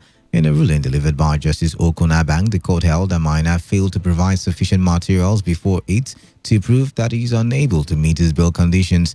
The court also rejected the Economic and Financial Crimes Commission's request to revoke the bail granted to Maina. This follows an allegation that he is planning to assassinate the witnesses and that the prosecutor was not backed with facts. Maina had approached the court in January with an application seeking the bail condition granted to him, asking that he provides 2 serving senators with landed properties worth 500 million naira each in Mayatama and Asokoro Ashotis. Minor who stand in trial for alleged money laundering urged the court to drop the said conditions, which he described as excessive and stringent. Nigeria has recorded 196 new cases of coronavirus, bringing the country's total infections to 1,728. In a tweet by the Nigeria Center for Disease Control, 87 of the new cases are in Lagos, 24 are in Kano, while 18 are in Gombe. 17 were recorded in Kaduna, 16 in the FCT, 10 in Katsina, 8 in Sokoto, 7 in Edo, 6 in Borno, and 1 each in Yobe, Ebonyi, and Adamawa State. So far, 307 persons have been discharged, while 51 deaths have been recorded in the country. The Presidential Task Force on COVID-19 has said the move to reopen Nigeria's economy will be done in phases spanning into 6 weeks. Chairman of PTF and Secretary to Government of the Federation, Boss Mustafa, during the daily briefing in Abuja, said the 6-week plan will be divided into 3 of 2 weeks each to allow for a gradual progression. Mustafa said the essence of easing the restriction is to help the gradual reopening of the economy to provide help for Nigerians. The Presidential Task Force has developed sector-specific guidelines. The gradual reopening of the economy will span a total of 6 weeks, broken into 3 tranches of 2 weeks each. The first strategy is designed to reduce the pains of socio-economic pressures while strengthening our public health response, which would ultimately reduce the recovery of our economy and provide succor to the poor and vulnerable. To underscore the collaborative effort with sub-national levels of government, they are encouraged to provide leadership in engaging relevant associations responsible for various sectors, e.g. market associations and transport unions. While speaking on the efforts of the federal government to manage the COVID-19 situation in Kano, Boss Mustafa hinted on the need for researchers to start examining possible solutions to the virus. Furtherance of tackling the situation in Kano, the technical team of public health experts sent by the Presidential Task Force has begun the evaluation of the situation in the state, working in collaboration with the state's team. I'm pleased to inform you that the operationalization of the laboratories in the Aminu Kano Teaching Hospital and Bayero University Kano will considerably improve our response to the pandemic in Kano State. I need to, at this point, mention the role of research in this exercise. We must encourage our local scientists and deepen our capacity for research. There is a huge role for all relevant research institutes to play at this time. The Federal Ministry of Health is coordinating the process in conjunction with the National Institute for Medical Research, the Institute for Pharmaceutical Research and Development. You're listening to the World News at noon on Today 95.1 FM, Voice of the People. After the break, more news, foreign and sports stories. Please do stay tuned. Every day, every hour, when the big stories break, depend on our 24-hour news team to bring you the latest. Today 95.1 FM. 95.1 FM, Voice of the People. And we're back. Thank you for staying tuned to the World News at noon on Today 95.1 FM. Welcome back now to the rest of the news. Contrary to claims made by the Minister of Humanitarian Affairs, Sadiya Farouk, the National Agency for Food and Drug Administration and Control, NAFDAC, has said it did not conduct any tests on the rice distributed to some southwest states by the Nigeria Customs as COVID-19 palliative. Director General of NAFDAC, Professor Mojisola Adeyeye, said our agency did not certify the rice for consumption because it was not invited to test it. Professor Adeyeye said NAFDAC tested and certified only rice distributed in Ikeja, Lagos State, and Idi-Iroko, Ogun State, but was not asked to test and certify the one in Ibadan, from where other southwest states got the allocations. The one from Oyo, we were not invited. NAFDAC was not invited to take any sample from Oyo, and we don't. So I cannot say much about the rice consignment from Oyo. Well, the one from Ikeja, the director of lab in Oshodi actually went to do the sampling himself. We not only tested rice, we also tested oil. It is what they invite us to test that we test. We tested the oils, and the oils also were found to be satisfactory. We have one of the best labs in the country, despite the fact that we are still building up our labs. The Oyo and Ondo state government a few days ago announced that they were returning the bags of rice given to them by the federal government through the customs because it was bad and not fit for human consumption. 48 COVID-19 patients have been discharged from Lagos State isolation centers.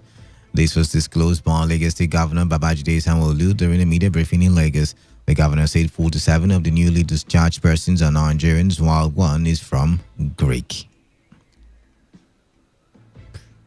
On the foreign scene, the United States Secretary of State Mike Pompeo has criticized South Africa for accepting more than 200 Cuban medics to help battle the virus. Pompeo accused Cuba of profiting from the pandemic. The U.S. Secretary of State applauded leaders in Brazil and Ecuador and Bolivia and other countries which have refused to turn a blind eye to the alleged abuses by the Cuban regime, calling on all countries, including South Africa and Qatar, to do the same. Meanwhile, Cuban President Miguel Diaz-Canel, in his reaction, accused the U.S. of lying deliberately when they attacked Cuba's international medical cooperation. South Korea is said to have recorded no new domestically transmitted cases of COVID-19 yesterday, aside from 4 imported cases. This development is believed to be a major milestone for the country, which had been among the worst affected by COVID-19. In the meantime, United States officials have said there is clear-cut evidence that a drug called remdesivir can help people recover from COVID-19. However, the full details have not yet been published, and experts say it is not a magic bullet. To end the news, here's a summary of the major stories. 4 South states, including Rivers State, have lost out on the World Bank's $120.6 million of a lack of fiscal transparency. A magistrate court in Port Harcourt has remanded an evangelist and an auxiliary nurse over the death of a pregnant woman in Egbelu, Ogbogoro in Obiakpo local government area of Rivers State. Confirmed cases of COVID-19 in Nigeria have risen to 1,728. On the foreign scene, the U.S. government has criticized South Africa for allowing over 200 medical doctors from Cuba to help it fight COVID-19. That was the news as edited by Chinede Iwuna. For comments and inquiries, please call 0815-341-8657 or 0814-434-3502 or send your emails to news@todayfmlive.com. You can also read our stories on www.todayfmlive.com. Do not forget, take a responsibility. Wash your hands frequently with soap under running water. Otherwise, always have with you at all times alcohol-based hand sanitizers. Avoid touching your face and eye contact surfaces to prevent the spread of coronavirus. If you can, please do stay at home, or rather, observe physical distancing. I am Kala Da Kurubatbo. Thank you for listening, and do have yourself a wonderful afternoon, and stay tuned as well to Today 95.1 FM. Today's news, today's entertainment, today's sports, today's issues. Today on Today 95.1 FM, Port Harcourt. Talk radio. I listen to a lot of talk radio. 95.1 FM.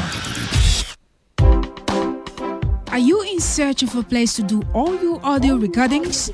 From jingle, documentaries, church messages, and lots more. Are you in search of a platform to give your business maximum exposure? Look no further. Come advertise with Today FM. With our unbeatable reach, we'll give your business the boost it so dearly needs.